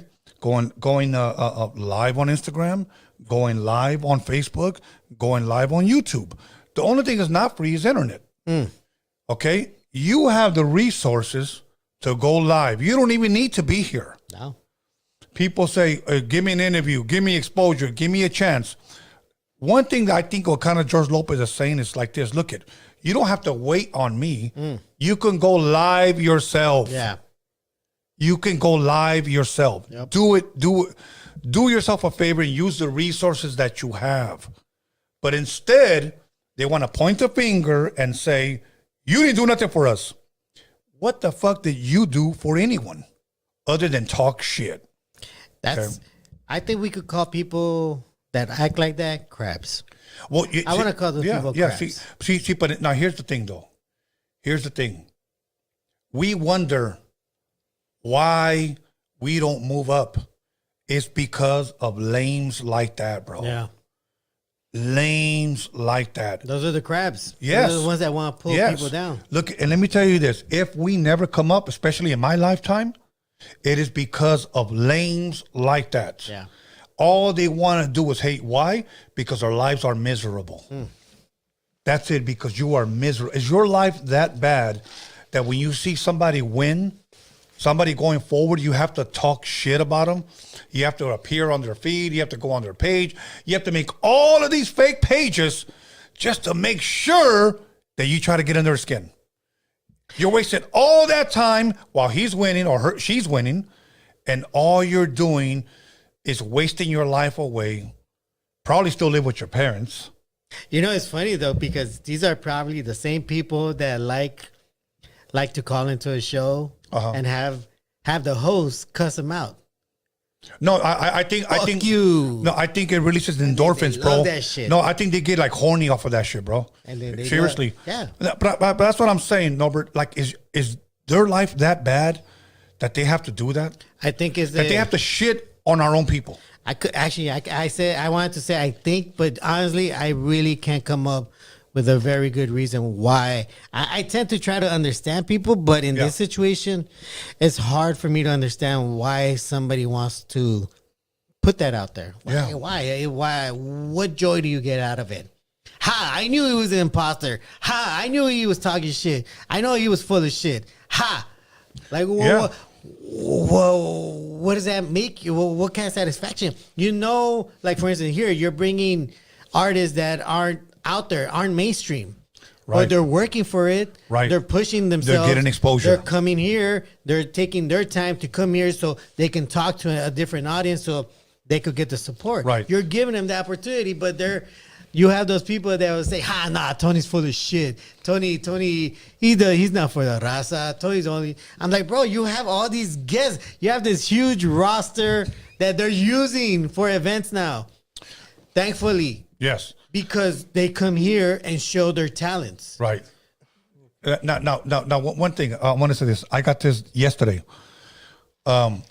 Somebody hit me up. Hey, when are you going to have news on Norbeez? One guy said this, and I usually don't answer. And I said, tomorrow, 8:00. Check it out. And then you know what his next question was? I'm not trying to hate, but what qualifies him to give us the news? Anyway, let's move on. This is a get a news. Yes, let's move on. All right, let's lighten things up.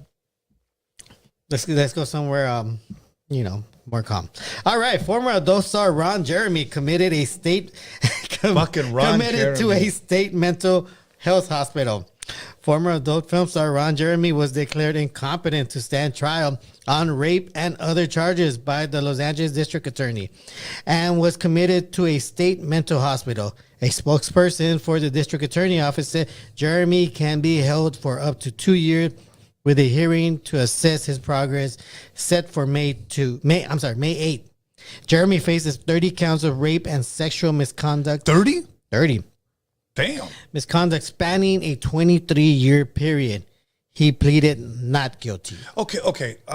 Help me understand this, okay? He pleaded not guilty to 30 counts of rape. Yeah. Within a span of 23 years. 23 years. So for 23 years, he was a serial rapist.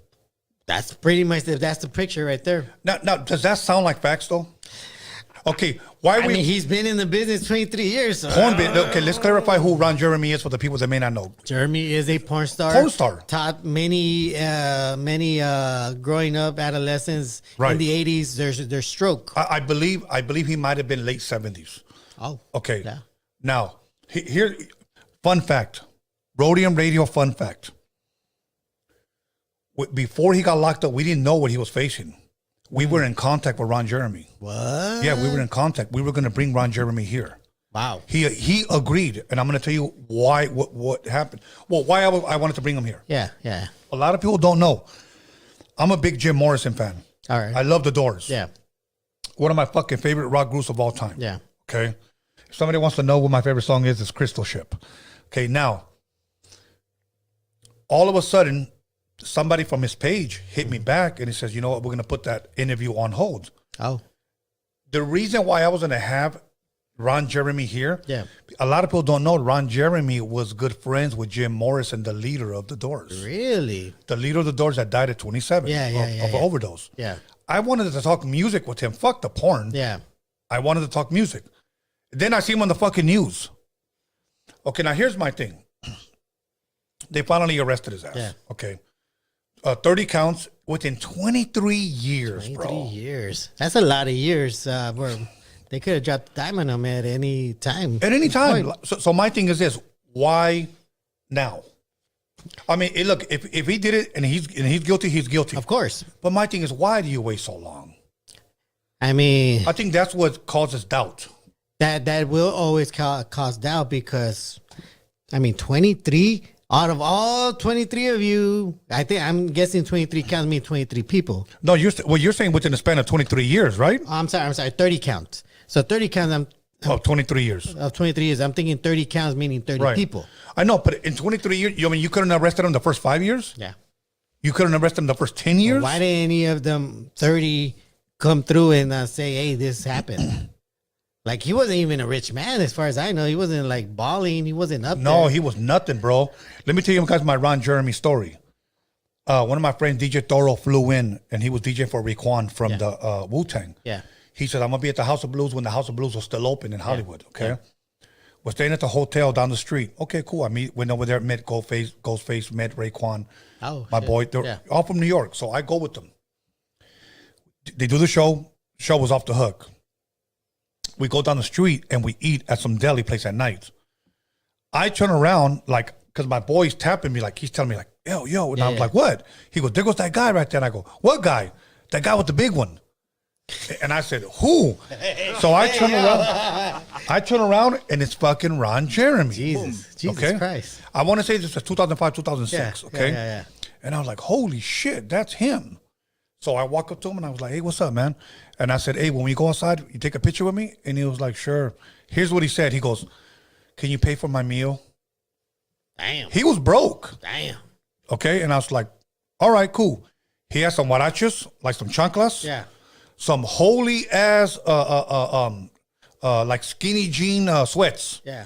Yeah. They had holes in them. And a shirt that was like hitting his belly button. He was nasty and out of shape, bro. Okay. You still wear that picture? I mean, his ass looked like a fucking panda because his hair was like gray and white. Gray and black. Yeah. So we go outside. Uh-huh. We take a picture. All right. This fool literally has like a camel toe. Girls are walking by knowing it's him. Okay. And they're looking. Okay. And Thirsty? Yeah. One girl goes, it doesn't look that big. He heard them and he goes, that's what they all said. Another girl approached them and she said like this, oh my God, Ron Jeremy, let me see it. Let me see it. So, of course, he's not going to let him see it. They're walking into a deli. He's walking out. Yeah. But I asked him this one question. I said, do you get girls like that all the time? And he goes, oh, God, all my life. That's what he said. I for some reason, I don't feel sorry for him. No, I don't feel sorry for him. But 30 and 23 years, bro. Yeah, man. Now, he must have had a good-ass lawyer because he got him. What is he suffering now? Dementia or some shit? Well, it says here that He's suffering from something. I'm going to say it's dementia. Yeah. He was just, they didn't really go into details on what it was that he, is under. But he's locked up for 2 years. Wait. What kind of friend tells you, hey, that's the guy with the big one? Hey, Did that stick to any of you guys' head? Go ahead. speaking of that, okay, there's this lady from Canada, but she lives out here.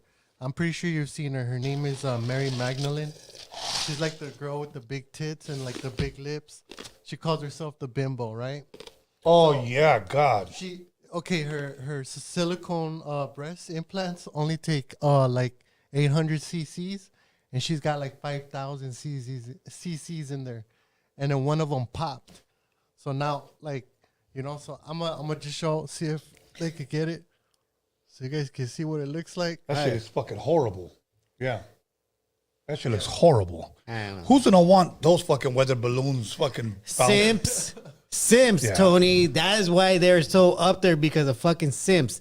Yeah. If there's anything you could teach your children, your sons out there, tell them don't be a fucking simp.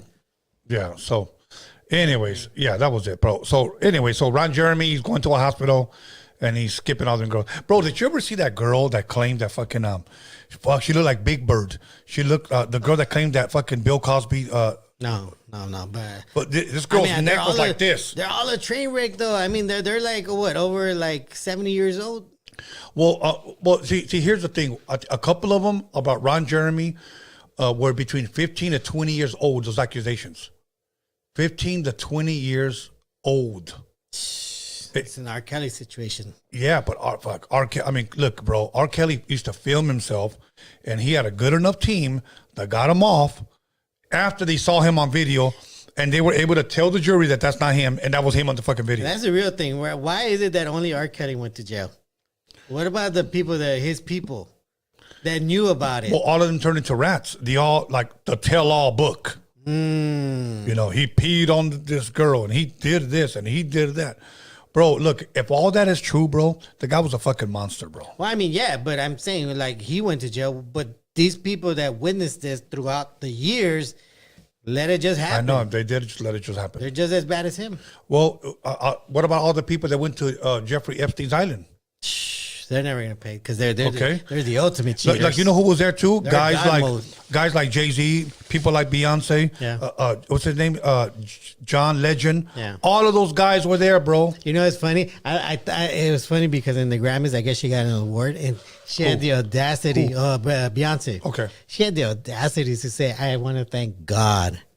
Where you see all these pictures of her throwing up the horns, giving out the symbol. Baphomet, yeah. Yep.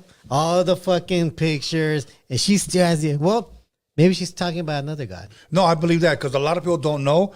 And do your homework on this. When Destiny's Child first came out, the very first album, I don't know if you guys knew this, that was supposed to be a Christian group. Wow. Did you guys know that? No. Did you guys look it up? They were supposed to be a Christian group. The only reason why people doubted because they had a song called Bootylicious.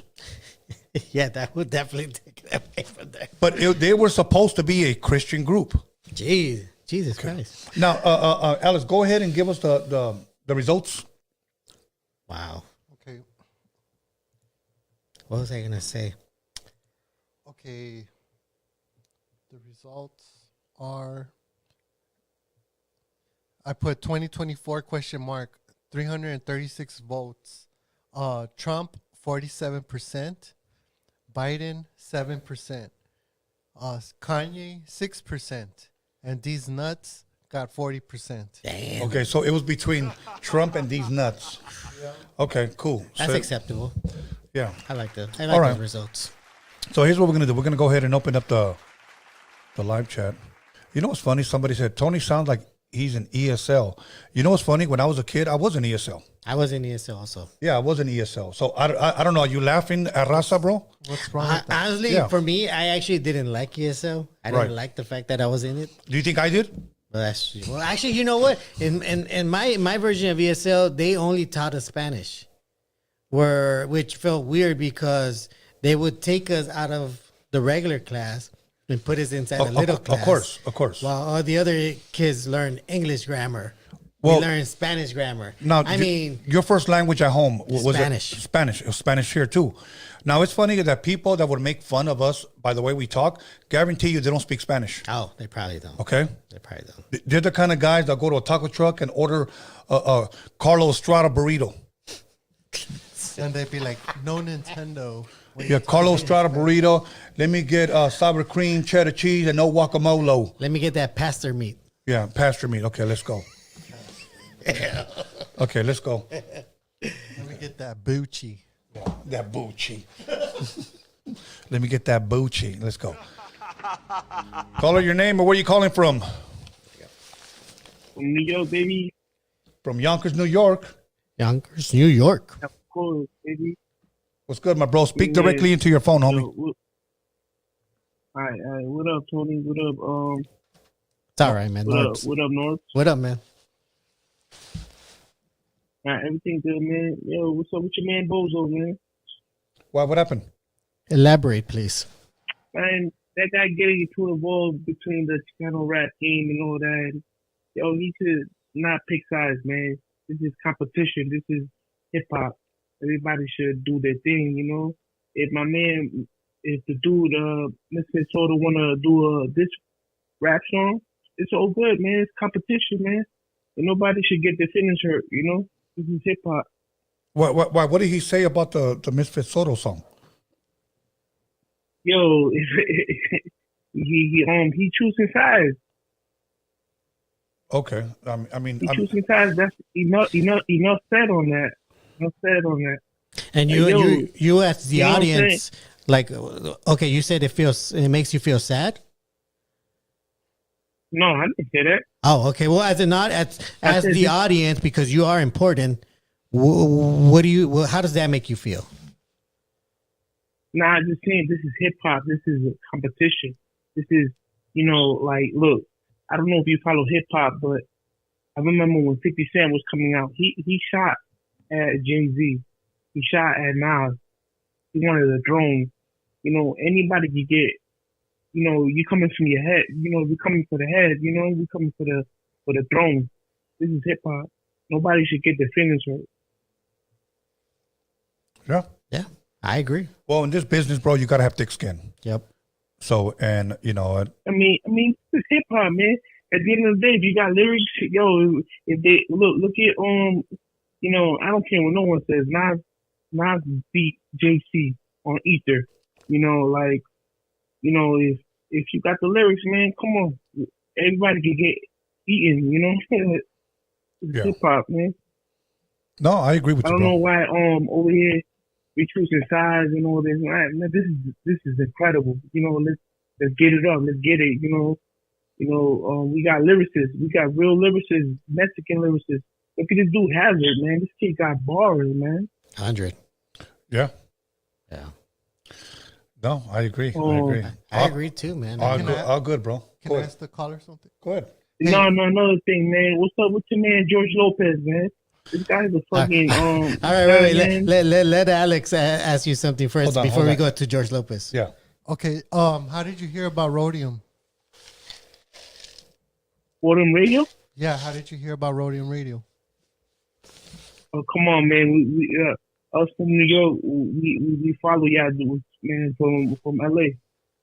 Yeah, appreciate that. Thank you, my bro. Okay, so what were you gonna say about George Lopez?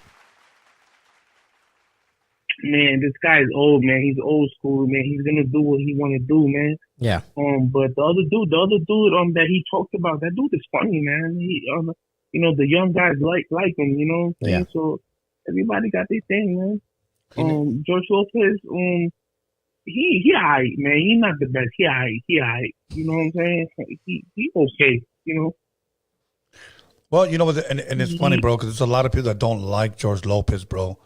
And maybe he's just tired of it. And this is his ways of lashing out. It's not right, but maybe it's just his way. Look at it. I don't know, bro. Like, I'm stuck with that one, bro. It's like your boy Oscar. He can't get off the limelight. You know what I'm saying? Oh, God. That's another Oscar de las Nalgas, bro. Yeah. Yeah. All good, bro. All right, Carnal. Thank you for that, Thank you, man. I appreciate you. All right, man. All right, bro. Thank you. Have a blessed night. Let's keep it pushing. We get another caller. Okay, here we go. Caller, your name or where are you calling from? Well, good afternoon. This is another shameless plug. Miguelito's Tattoos on Miguelitos, Instagram. how you doing? Miguelito. I'm doing good, man. Hey, I want to give 2 comments really quick on the subject you guys are talking about. Yes. All right, so with the George Lopez thing, when I seen that interview with the youth today, when he like gave that one girl a high five for talking about transes, right? Yeah. I kind of gave him the benefit of the doubt. I was like, maybe he's just being he's giving how do you say it, sarcasm, right? But then I remembered a couple days ago, I seen this ad where he was like twerking and shit, and I was like, nah, I don't think it. I don't. Then I kind of just didn't think it was.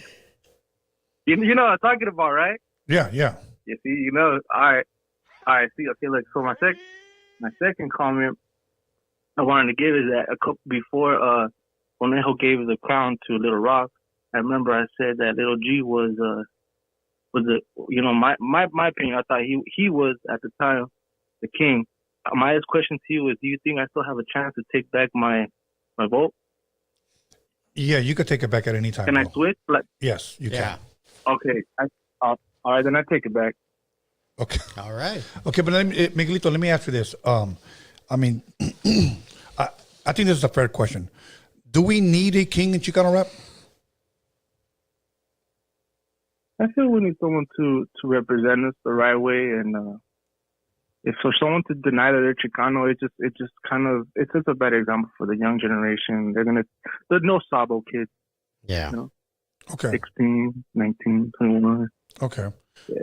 All right. So you They gotta teach they gotta teach the young generation. But after we're gone, and we can't now. You know, there's already been a movement with the Chicano movement back in the 50s, right?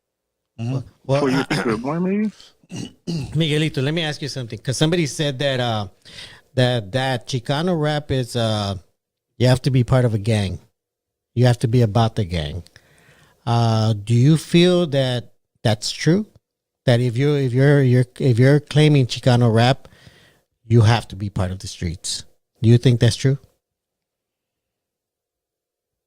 I personally feel that just because you're Chicano, you're not a gang member. I feel like you're embracing your culture, but your geographic location is always going to be a big factor when you're jumping into the game, and that's something that's no one's ever gonna change, especially your ethnicity. That no one's ever gonna.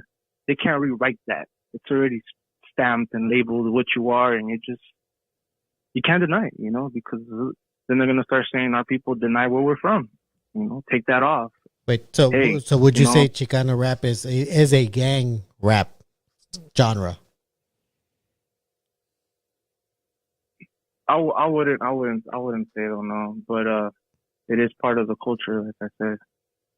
So would you say that you would have to somewhat be part of a gang to be A Chicano rapper?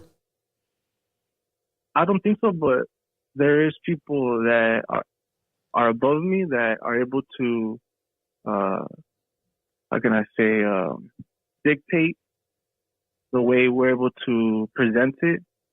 So I want to say I'm not in the best position to say that, but in my opinion, even if you're affiliated, I don't think you'll be able to PC up. You could be active, but I don't think you could Do you think that drop out. you think that's right? That it has to be like that? It's wrong because there's people that passed away that, like I said, those Norteños that killed the little kids and the grandma, they weren't gang members. And, the little kid, the guy that they murdered, he had King Little G on his Facebook pictures, Yeah. Wow. Like, see, for that example, they already, just by him having King Little G, they're like, okay, he's a Southerner, and, so it's wrong because there's other kids that are not gang members. There's family members that are not in the gang and they're just involved, and it's sad because a lot of people are passing away because we're wearing a color, and depending on where you're at, not LA sometimes, depending on the race. It sucks. We're good. killing our own people. All good, Miguelito. Thank you, bro. Was that But it? yeah, I agree with you though. Yeah. No, you're right, and I like that you asked those questions. It's very important for people to reflect on that. Definitely. Yes, it is. All right, Carnal. Thank you. Are you gonna bust a freestyle for us before you leave? Yeah. Actually, I'm a writer. Well, what kind of writer? Wait, what kind of writer? No, I was just quoting Matthew Jones. All right, my bro. Got him. All right, bro. Thanks, Miguelito. Appreciate you. Okay, let's keep it pushing. Let's see. Call it your name and where you calling from? Mo from the North Bay. Mo, what's good, Mo? What's up? Hey, Tony, what up? What's up, my bro? Hey, I have a question regarding kind of like this whole Chicano music thing going on. Yes. What would you consider like norteño rap? Is that like out of the genre? Because I feel like like up north doesn't get really recognized for their Chicano rap. Right. The biggest one I would think would be like Sir Dino. Right. But he doesn't even get mentioned at all. Right. Right.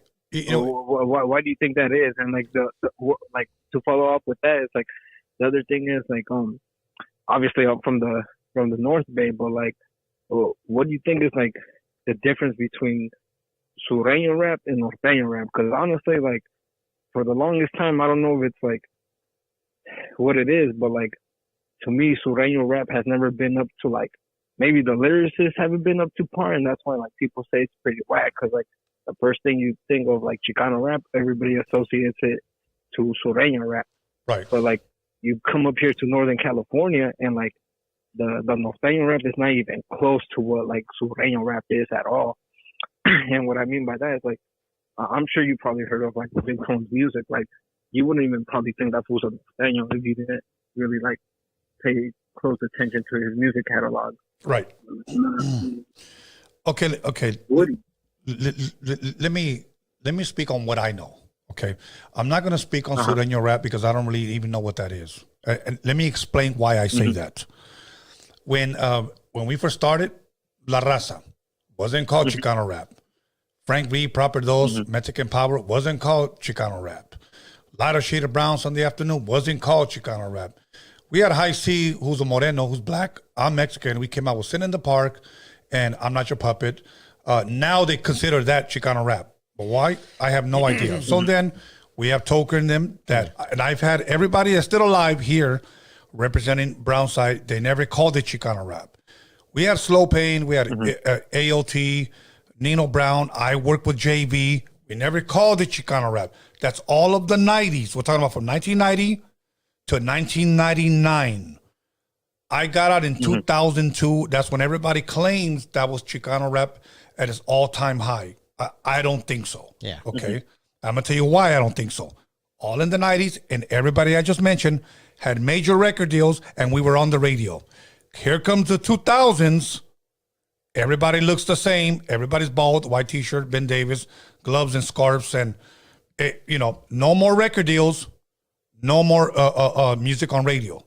So they say that's when it was at an all-time high. So my thing is, all-time high where? Because it wasn't being played in the clubs. It wasn't being played in the radio. Well, you know what we're saying? Swap meets at indoors and at car shows. Okay? We got lowered to that. Yeah. Then I recently heard somebody last year say that Chicano rap is Sureño rap. That was the first time I ever heard that. And for the record, this is the only podcast since we started, and it was me that said when I would ask my questions to my guests, what is Chicano rap? That started here. Okay? Now, that's trending. Everybody's calling it that. Everybody had their own interpretation of what Chicano rap is. Yeah. Let me give you some. And some of this we already filmed for the documentary. Yeah. Some people said, it's Raza rapping over oldies. That's their interpretation. Okay? Give me another one. Somebody said it's rapping over more bounce. Okay? Now, but these are producers, rappers, and DJs. Another guy said it's Sureño rap. Another guy said gangster rap for us. The best answer was given by Rich G, who worked with Brett Toker from Brownside. He also sang on La Familia with Kid Frost. He said this, Chicano rap is nuestra cultura. It's our culture. That's the best answer that I can give. My thing is this. To me, that's what Chicano rap is. Yeah. Rapping about our culture. If anybody wants to change that, then cool. Yeah. But to me, that's what it is now. If people up north are rapping about our culture, about our gente, about our people, I got no problem with that. Yeah.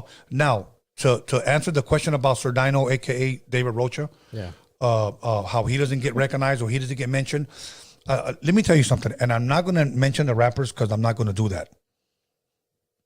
A lot of rappers that claim to be Sureño rappers, I've interviewed them here.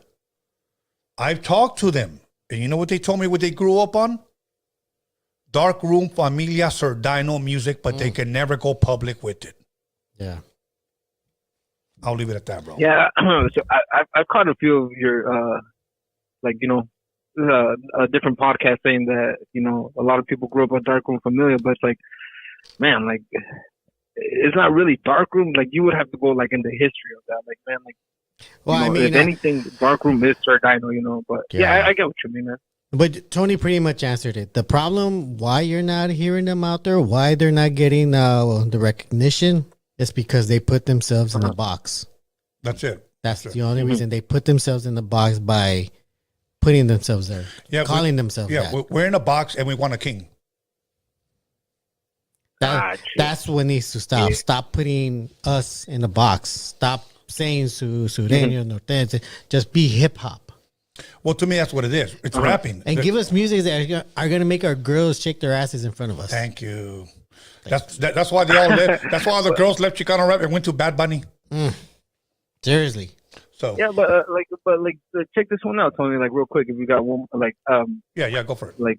But what about like when it comes down to like the lyricists, man? Because like even I'm from up north, man, and I've tried to listen to like some of the like southerner rappers, and like I'm not even being biased or anything, man, but like some of the songs that like people be like, oh, that he went hard on that. I'm like, man, that's like, listen to this, man, and like like some of the songs, most of like the Norteño songs I listen to, they don't even talk about gangbanging. It's something else, but like like the rapper Woody, a lot of he is a well-known Norteño, but like you listen to his lyrics, it's like after a while, like he's really a lyricist compared to like some of the Sureño stuff I've heard. It's like I don't know, like what do you think that's about, man? Is it like one thing that I've Bay Area thing, or is it because like no? One thing that I've learned: if you're a lyricist, you won't be considered a Chicano rapper.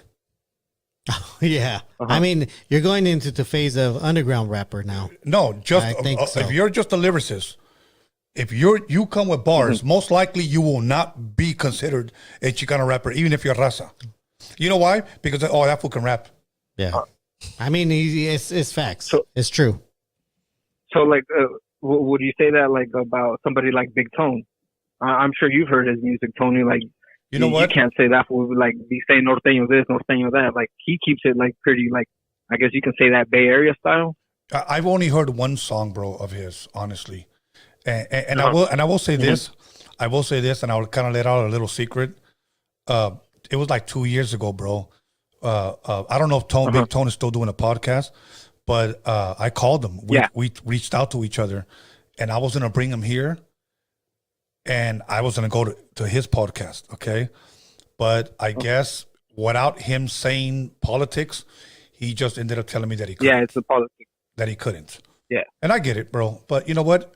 If we don't ever stop this Division. division, bro. So that's it, man. That's it. Anyways, I don't want to get into too much of the whole politic thing because I'm not a part of it, bro. Just tell him too. Make booty shaking music. Yeah, that's it, bro.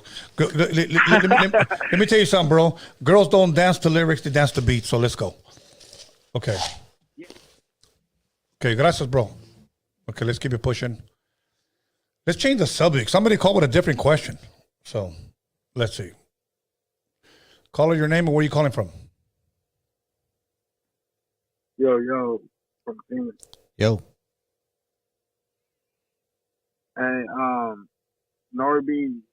What up? Hey, did you see China Mac interview he did with the Vlad TV? You know what? I saw the thumbnail. I didn't really click into it. I'm not too familiar with China Mac. He's the guy from New York, right? Yeah. He's a Chinese Was there dude or something whatever- in particular? whatever he is. Was there something in particular in the? Did you watch the interview? I didn't see the interview, but I seen like a clip of it, and I guess China Mac had that TV over at his crib for an interview, a live interview or whatever, and I guess he had ODM Slim there and some other dude, and pretty much he pranked Vlad. That ODM Slim was gonna get in a fight or some shit with the other dude. It was pretty funny, man, because Vlad, like, you know what I mean? You don't really see Vlad out there, and let alone, you know, in a situation like that. Yeah. But yeah, man, I feel like it was a good prank on Vlad. But I feel like he held it down. If anybody watched it, Yeah. you know, they know. Well, at But, least now Tony, Vlad knows what that life is instead of you know, paying all these guys to be on his show. Yeah, and I mean, he was by himself. He didn't have no security or anything. So, you know what I mean? I give him props, you know. Yeah, you know what I But do yeah, too. Tony, what's up with this Chicano rap, man? I feel like, you know, Chicano rap was pretty much just like love songs. I feel like Chicano rap is pretty much just Mr. Capone and Lil Rob, and I feel like Capone is literally what killed Chicano rap and what gave it the label. You know what I mean? I feel like I'm sorry, man. I think you already put out Tony. Tony has checked out. I think Chicano rap is his new sleeping pill. Well, I think we're unfortunately done with the Chicano rap. No, it's okay. stuff. Keep Are you going. sure? Yes. I don't want to put you out completely. Yeah, bro. I don't. Okay. Anyways, go ahead and ask your question, Go bro. ahead, ask your question, man. He hung up. You hurt his feelings. Well, I mean, this is the third question about it. I mean, I know. I'm waiting for somebody to call and then tell us their story of getting caught let's go. busting a nut on the roof. Caller, somewhere. your I name don't and where know. you calling from? Jay from Fontana. Jay from Fontana. What's good, my bro? What up? Man, fuck that Chicano rap conversation already, There man. you go. That's right. All right, let's push it. Give us something. Give us something. Sorry. I don't even care what rapper it is anymore. I don't even care what color skin. Just put a cape on and save that shit already. There you go. That shit's dead. There you go. Yeah, man. But anyways, let's go back to sorry guys. Hey, so I know Norbeez was telling the story about George Lopez with the Steve Trevian or something like that, right? With the Barbosa story. Yeah. That were, you can look it up. It's a video, and George is actually saying, and I think Norbeez, not calling you out, Norbeez, I'm just saying I think you missed out something that George Lopez said. Yeah. When Steve was talking about, he's selling out, his stand-up comedy, because he was even on Jimmy Fallon's show, right? Barbosa? Yeah, Barbosa, yeah. And George Lopez said, George Lopez, you can look it up in the video, in that interview, in that episode, he says, who the fuck is Barbosa? Why are we fucking saying his name? He says it that way, yeah, bro. He did. Yeah, he He's did. straight hating, bro. Like, George Lopez says that, bro. Definitely. Now, mind you, though, that was already at the end of the show.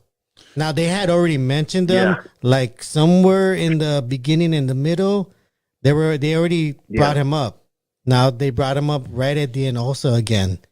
So, I took it like, okay, this guy was really pushing Ralph. I think he must have said his name like maybe 10 times during that interview, in the beginning and then at the end. Well, do you think he did that to piss George Lopez off? No, I think Steve is just a very good individual that wants to use his chance of being on the George Lopez podcast to push another. It's like you invited a rapper that's already good, already has money, already has a career going, and in the beginning he tells you, you know what, Tony, I know about this one kid, he's really good, and I bring him up to you, like he brings it up to you like 5 or 7 times in that time. Right. Now we get to the end, and I bring him right back to you and tell you about him again. He's done this and this and this. I know, but George Lopez sounded like, why you keep giving this guy promotion on my show?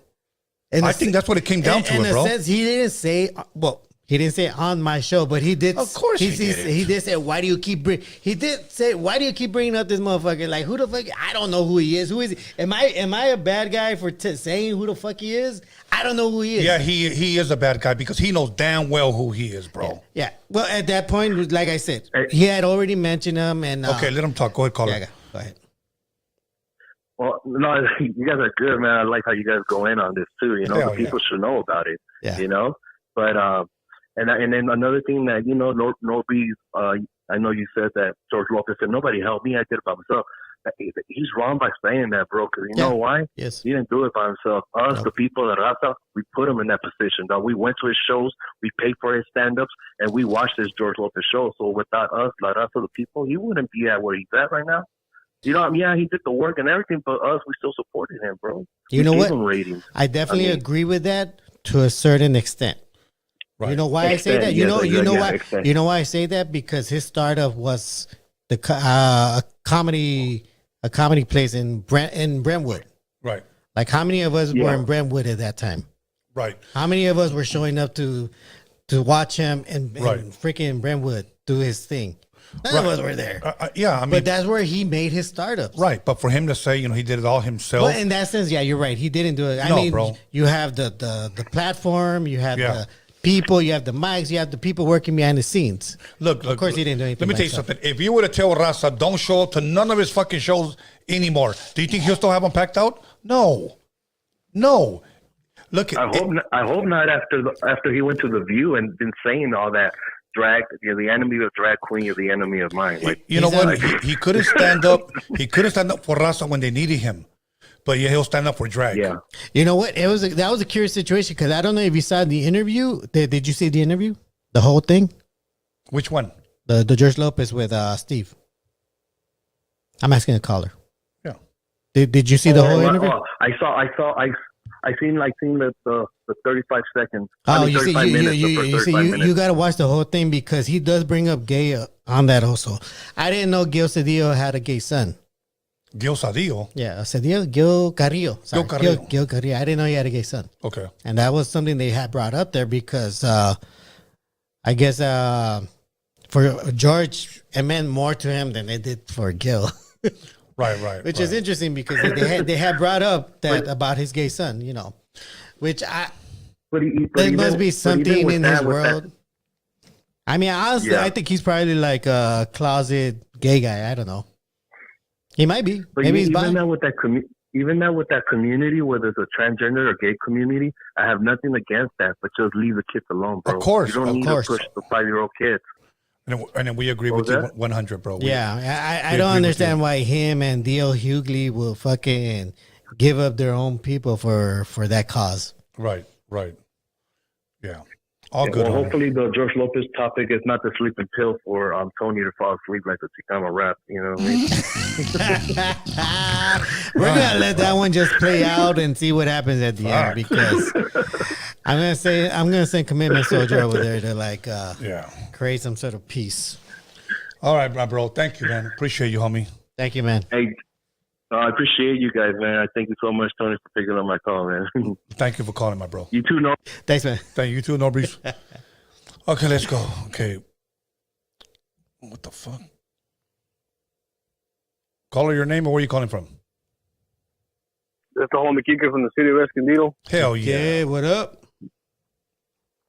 Hey, what's up to Norbeez? What's up, Tony? What's up, Alex? What's up to the whole Roadium Radio Warriors all out there? Hell yeah. Let's change the topic.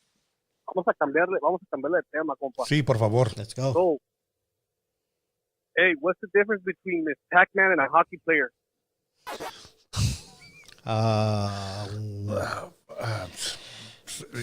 Hockey players play with a puck, When and wears with she a mask? sucks dick for a buck. I don't know. What is it, man? They're both skating on thin ice, but a hockey player will take a shower after 3 series. Jesus Christ. Oh, fuck. Aside from that, Yeah. that's all I have. Hey, homie, this is just a fucking PSA, dog.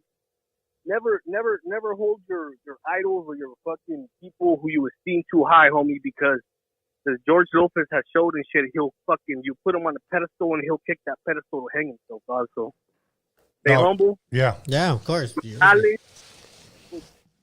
Hey, one more question. Are you gonna have freaky pills tomorrow or not? Tomorrow, las 8, homeboy. Hey.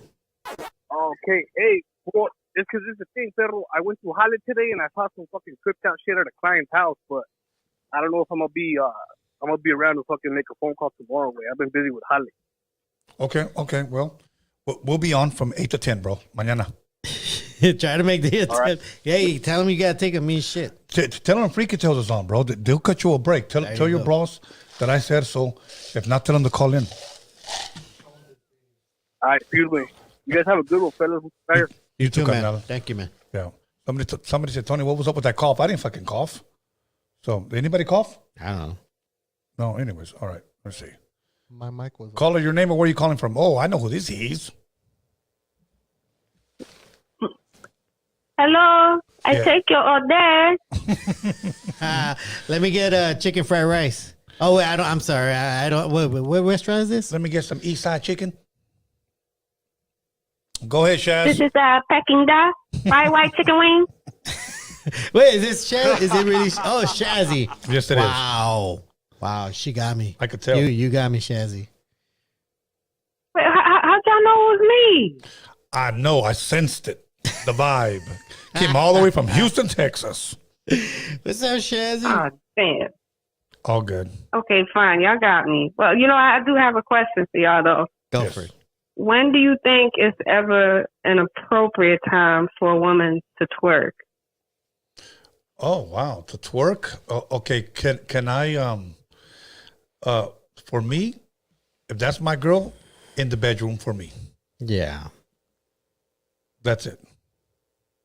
The bedroom.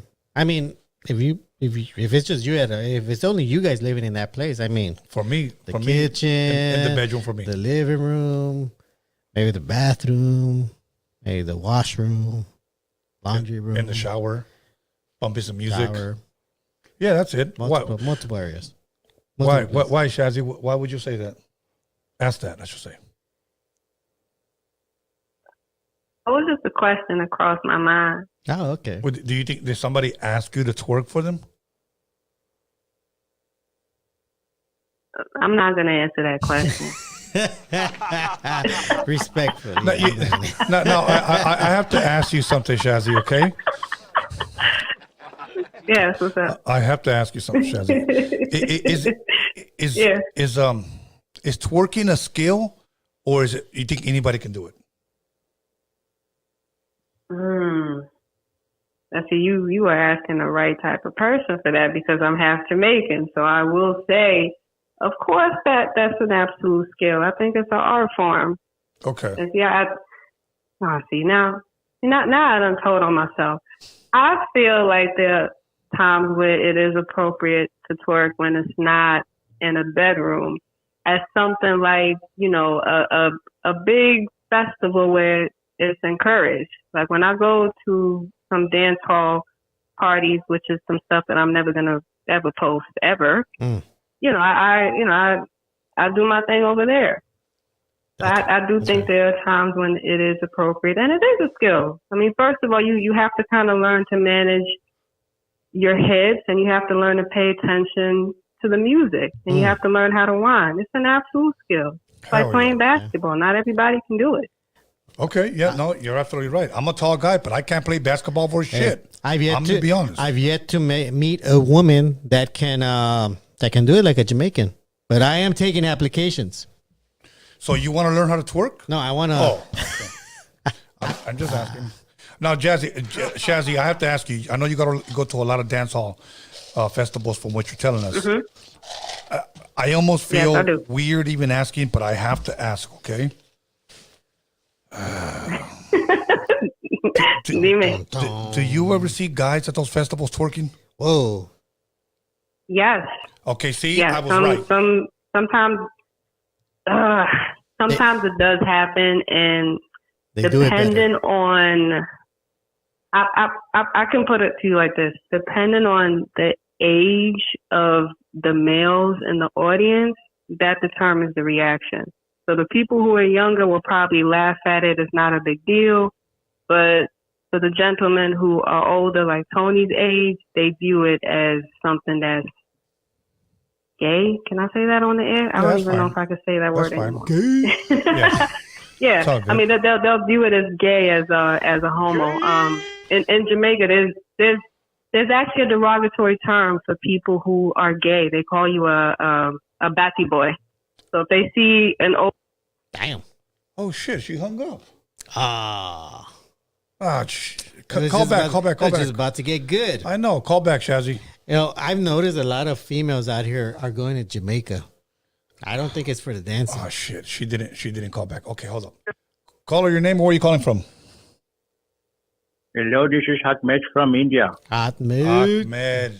We missed you. A lot of people have been calling, asking about you. Where you been? I'm not gonna lie. I was hoping for a Ron Jeremy. I have called at least 10 times right now, and I finally get an answer. What's happening? Oh, nothing. Just right here with news on Norbeez. Norbeez was asking a lady named Shazzy from Houston how to twerk, because he wants to learn how to twerk whenever he goes to a dance hall concert. Boom. Yes, I had to tell Shazzy to hang up because it's my turn. It takes like 10 minutes talking. Oh, okay. Hey. Yes. So Ahmed, and no more Chicano questions. I am tired of that subject. Please do not call about my cousin, Mr. Capone. He is a fake guy. There you go. You heard him. Don't bring him up. He is my cousin. I'm half Pakistani and half Indian. You know, he was, I used to grow up with him, and he was just a little bitch. Oh, shit. Jesus Christ. Oh, shit. Okay. I did have a question, though. Yes. Go for it. When is the membership starting for the Roadium Radio? Oh, by the end of this month, I promise you for sure. We're just finishing up everything that we got for you guys. I'm going to have different programs on there. So, yeah, by the end of this month. So, absolutely. Does Ahmed get a discount or no discount for Ahmed? Yeah. Call back, and we'll definitely give you the promo code. Yeah. Oh. Yeah. Okay. I hope the promo code should be covered. Yes, most likely. Yes. I think everybody. And how can I apply for Alex's job? Because I know he's always late on the sound effects. Yeah, he's always really late because he likes to get high. He's always hitting the bong. Yes, I would do a better job. I can, submit my application to roadiumradio@gmail.com.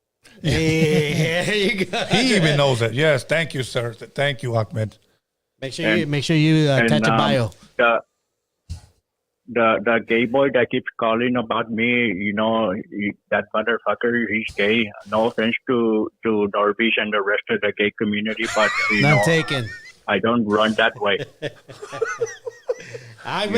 No offense, Norbeez. You're pushing it. In my country, if they do that to you, you will get stoned to death. Oh shit! Damn. Yeah, like stoned, like marijuana or rocks. Like Alex Cervantes, the stoner. He came ready. Yeah, he came. I don't think Alex fixes transmissions. I think he just fixes bongs and other rigs. Yes. Yeah, I believe that. I believe that too. Okay, well, so shout out to my cousin, Mr. Capone, even though you don't call me no more, and to Miss Pacman. Shout out to San Fernando Valley. Gobble, gobble, beach. Thank you. Have a good night, guys. Have a good night. Good night. Good night. Oh my God, that bitch is punching air right now. Okay, let's go. Let's keep it pushing. We got a couple of more minutes. Oh shit, we went over time. Yeah, man. Okay, I still had a bunch of stories to read. Shazzy, thank you for calling back, Shazzy. Thank you. Okay, let's finish. No problem. I don't know what happened. Okay, so before I start, I just wanted to let Norbert know I'm definitely taking applications for twerking classes, but I need to see a demonstration of your skills first. Go do it right now. Do it right now. I could show you my stroke, but go ahead. Okay, Shazzy, I have to ask you this. Okay, this might sound kind of gross, but I have to ask you: have you ever been around girls or guys that were twerking, and the twerk air stank? Oof. Oh my God. Lord have mercy. Yes, I have, and it's nasty. Nasty. Like it's the stench. The stench for me makes me think to myself, like, damn, if I was a guy, I mean, would I even want to fuck this chick myself? Would I want to take her home? Exactly. Would I even want to go down and chew on her bubble gum? Probably not. That's a fucked up pH balance. Exactly, bro. I'm really big on hygiene, but Shazzy, let me ask you this: why do a lot of females out here go to Jamaica? Do they really all fit over there? Because I've noticed a trend of a lot of women out here going to Jamaica. What are they going there for? Some of them go legitimately to go on vacation. And then there's some of them who are going to look for some fun. If you know what I mean. No, please elaborate. What I mean when I say that is a lot of Jamaican men are known for being very good lovers in the bedroom, if you know what I mean. So some of them actually go down there to have fun. Some mandingo slapped on their faces. Yeah. Yeah. So have you ever had that happen to you? No, have you? I asked you first. I said no. Okay. All good. All good, Shazzy. But you know what? I do believe that. Look, I'm gonna tell you what. If you're in love with the girl and she twerks for you, especially like booty naked for you in the bedroom, that's a fucking beautiful ass thing. Yes. So that's a beautiful thing. So yeah, if you guys got a girl and she can twerk and she's twerking for you, giving you a good show, hell yeah. Jesus Christ. Now I think the girls gonna want you to get butt naked, man, and do the stomach wave. Damn, I'm gonna need a pill for that one. Yeah, do the stomach wave for you girls. Because I think if she's gonna satisfy you, you better satisfy her to do something. I think women are a lot easier to satisfy. Okay, Shazzy, hypothetically, say you're with the guy, you guys love each other, and you twerk for him in the nude. What would you want him to do in return? You about to get me in trouble. I mean, if I'm twerking for you in the nude, then I expect you to join in with me and we just both start dancing. And, hopefully it is a good night, assuming you and I are both in a committed relationship. Of course. And I feel like that's probably how my daughter was born in the first place. Because of a situation like that. Both of you guys were twerking? I don't think she's talking about Well, yeah. I mean, you know, he was. I mean, her. I don't think I ever said this on the air, but my daughter actually is part Mexican. Her father is Mexican. Ah. So I'm actually the first. I'm the first Caribbean that her dad had dated. So there's a lot of things that I kind of introduced him to and taught him. So see, that's why I get pissed off when people are surprised that I'm some token black chick sticking up for Raza. You fools, I'm sticking up for my own child. You just didn't know it. That's right. Now you know why I go hard for you. I have a child here. Yes. Yes. Thank you. We truly appreciate you sticking up not only for Raza, but for your family. That's a beautiful thing. And letting us know the facts on certain things. Yes, absolutely. All good. All good, Shazzy. Thank you, Appreciate Shazzy. you. Thank you for the twerking tutorials. Yeah, definitely. So if Norbeez Yeah, hit I'm you on still the waiting on that demonstration, though, Norbert. yes, so he's gonna DM you a video. Made you on the DM Shazzies. Yeah, shit will go viral. So, all right, Shazzy. Appreciate you. Appreciate you, Shazzy. Okay, have a blessed night. Okay, Bye-bye. and that was it. We're gonna let Shazzy be the last call. The last call for alcohol. Let me go ahead and get this I was shit hoping out. for a confession. One of those confession stories. But From who? From anyone. Oh, okay. Well, Ahmed confessed that, he has a cousin, so let's see. Let me get this out of here. Let's see, storage. Let's get this shit out of here. Okay, we're out of here. We take these off now. Okay. First and foremost, Norbeez, I want to thank you once again for coming through. This shit was a hell of a night. It was. Shit was fucking It really hilarious. was. Yeah. You know what? Any shout outs, anything you want to say, anything we didn't mention, anything you want to... So, I think, well, I'm going to save some of these stories for the next time around. yeah. So, aside from that, let's see, what else is, that's about it. I think we covered a lot today. Yeah, we did. Fuck. I was literally falling asleep with all them Chicano rap questions, bro. I mean, at a certain point, it's like, it becomes very repetitive. Yeah, bro. Like for a little bit, even the George Lopez thing started becoming very repetitive, but he keeps saying new shit, bro, that he shouldn't be saying, bro. Regardless, it's working against him, bro. It is, and it is, and it isn't, because like that guest that he had on there, Steve, he said himself, "You're helping me by letting me be here on your podcast." And he acknowledged George as somebody that actually is helping, Raza, because he didn't have to have him on there. And I'm pretty sure he didn't charge him to be on there either. I hope he's not charging.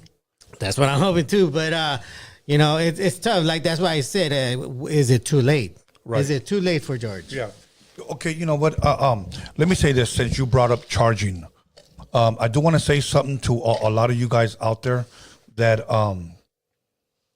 don't know what goes into this podcasting, okay? For many, many years, radio stations like Power 106, KD 92.3, The Beat, etc. They would charge artists, record labels, companies for interviews. And those interviews wouldn't last no more than maybe 5-10 minutes, okay? And some of those questions were, when is your record coming out? Who produced it? Where can people see you next? Those general questions, okay? Maybe 15 minutes, okay? Now, I'm going to name a couple of artists, okay? And I don't have anything against these artists, and I want to make this thing clear. I don't have anything against these artists. If anything, I wish I could help, and I did help one of them, even though she's already making noise for herself. Yeah. Like artists like Reverie. Yeah. Okay. Amazing Artists like artists. King Little G. Okay. Have already established themselves out there. Yeah. Okay. They have been on Power 106 and they have been on 92.3 The Beat or KD, one of those. Yeah. Okay. Here's my thing. I'm not saying that they paid for interviews because I don't believe they did. But I will say that here you have radio stations that will give you a 5 to 10 minute interview, but do not play your music. Why would they interview someone that they won't play their music? Yeah, and it's a trip too, because I recall listening to Tony G, and he would play their music. Yeah, and even he would even clean it up for them so they can play it on there. Right. And I mean, that says a lot of how the DJs were back then. That they were Right. willing to put in the work to actually clean it up, mix Right. it up, so you don't get fined. Right. Because from what I hear, you were fined a grip of money Right. back then. Okay, so now here we have Roadium Radio. Mm-hmm. Okay, I would like to say that we like to specialize in hip hop. Yeah. Okay. Now people say I thought it was Chicano rap. Well, if you know the 4 elements of hip hop, rapping is one of them. Yeah. Okay. So here I give people 2-hour interviews. 2-hour interviews. I don't charge anyone. Okay. I like to bless them with my time. Okay. We take phone calls where the fans get an opportunity to now talk to one of their favorite artists. Yeah. No problem. Yeah. And some people are very, very grateful. Now, on the other hand, you have people with a sense of entitlement. They come over here. Okay, they'll take the phone calls. Mm-hmm. Some people have wanted to get paid. They wanted to get paid. Well, what's your budget? I don't got no fucking budget for you, dude. Radio ain't playing you. Nope. You know, nobody's knocking at your door. You know, no Jumper and Vlad ain't knocking at your door. I'm giving opportunity for you to talk to your fans, make some fans. You know, let me shine light on what you've done or what you're doing. Yeah. This is all free. Yeah. And then I've had them get upset. You can't even play my videos. You know, sometimes I've gotten so angry that I wanted to tell them, did Papa 106 play your videos? Did they play your songs? I'm giving you 2 hours to shine light on you, and it's not good enough. We really need to knock that off, bro. And that's helped out a lot. Yes. Those 2 hours have helped out a lot. You know, I mean, we need to stop that, dude. We really need to stop that. It's because some of these guys, unfortunately, have huge egos, and you know, it's up to you guys out there that are fans of theirs to tell them. Go on their Instagrams, go on their Twitters, go on their YouTube pages. Right. Tell them to come over here. Right. We want to see you there. If they say fuck you, if they say fuck you or don't respond, well, at least now you know where they stand. You know, now I've interviewed people. I mean, I've asked people, hey, I would like to bring you on and shine light on your story. And I want the public to listen. A lot of them have told me no. Okay. A lot of them never got back to me. Here is free promotion. Okay. To help further their career. Things that I've said I want to do for our culture, for our people. Okay. Pablo 106 ain't paying them no mind. A.DA ain't paying them no mind. When we used to have 92.3 The Beat ain't paying them their mind. Here we have platforms and they're rejecting them. Yeah. You know, now we're doing that to ourselves. Oh, you know what? I don't want to give him my interview. Bro, this is only helping you. You know, so that's all I'm saying. Utilize all the opportunities. As a young artist, you guys out there that are watching, utilize all the opportunities that you get. Yeah. That you get. Because let me tell you something. Somebody may see you here.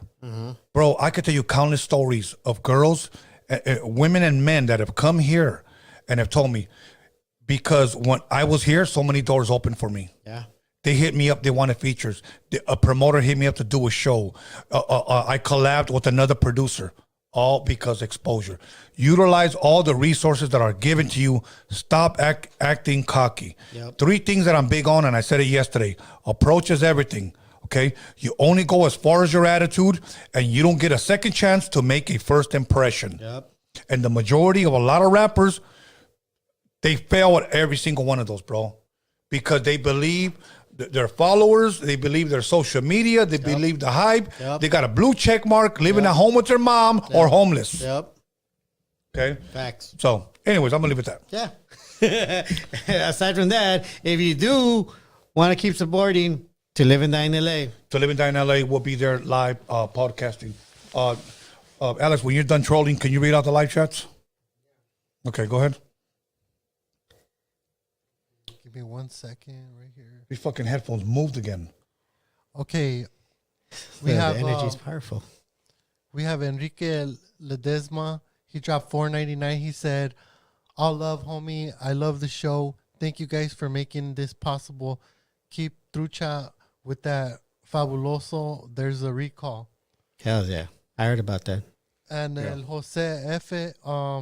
dropped $5. He said, El Tom Likes 2024. Did he say Tom Likes? Yeah. That was the OG of men back in the day. Okay. He used to have a radio station in Was that LA. it? Yeah, that's all I see right here. The Fabuloso apparently the report says that there's some type of bacteria in there that could possibly make you sick. So that's why they made the recall, because they found bacteria. McDonald's can make you sick. Jack in the Box tacos can make you sick. You know, fucking crack farts can make you sick. Everything makes you sick today. Twinkies. There's something that it's in the whipped cream that they use for the shuttle gas or some bullshit. There's a real bacteria in there, though. You know, I'm like, it's not supposed to have bacteria. It's supposed to be. you know, one thing that we all have in common with a Twinkie, we all finger bang a Twinkie with our tongue. When we cut that motherfucker, don't try to act like you've never done that.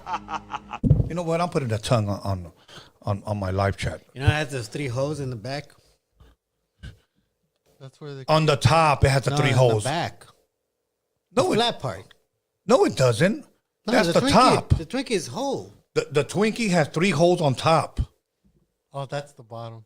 Hey, yeah, thank you, Alex. The top Thank is you. the bottom. Yeah. Okay, I always had it like that. What? And then I break it in half, and then I finger bang it with my tongue. That's where I got my skills from. That's a big cat. Toma. Okay. Anyway. Tony Wilden.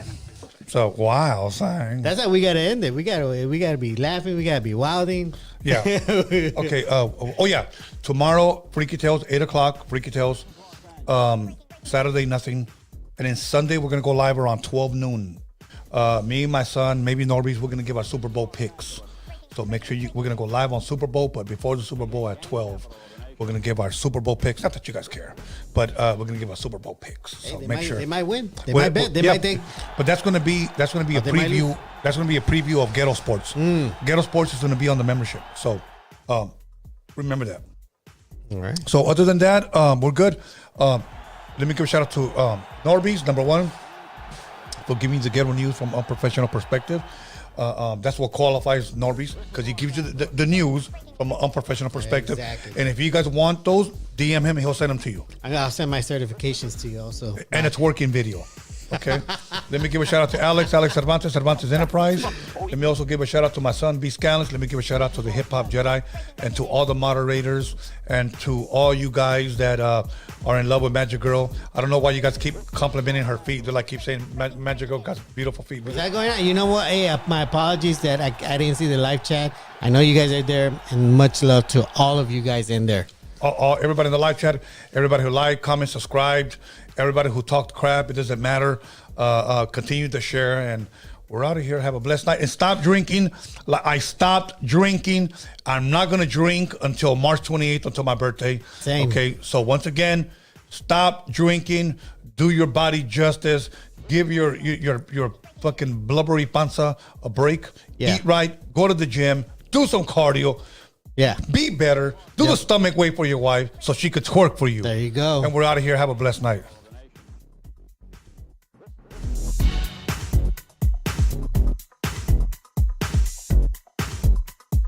This is Los Angeles.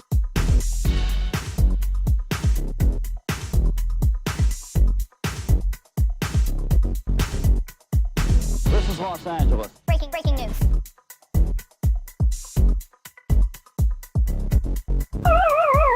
This is Los Angeles. Breaking news. Gang capital of the nation. This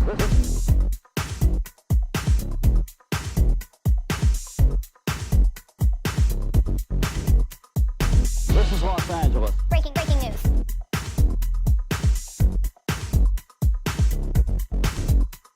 This is Los Angeles. Breaking news. Gang capital of the nation. He needs some milk.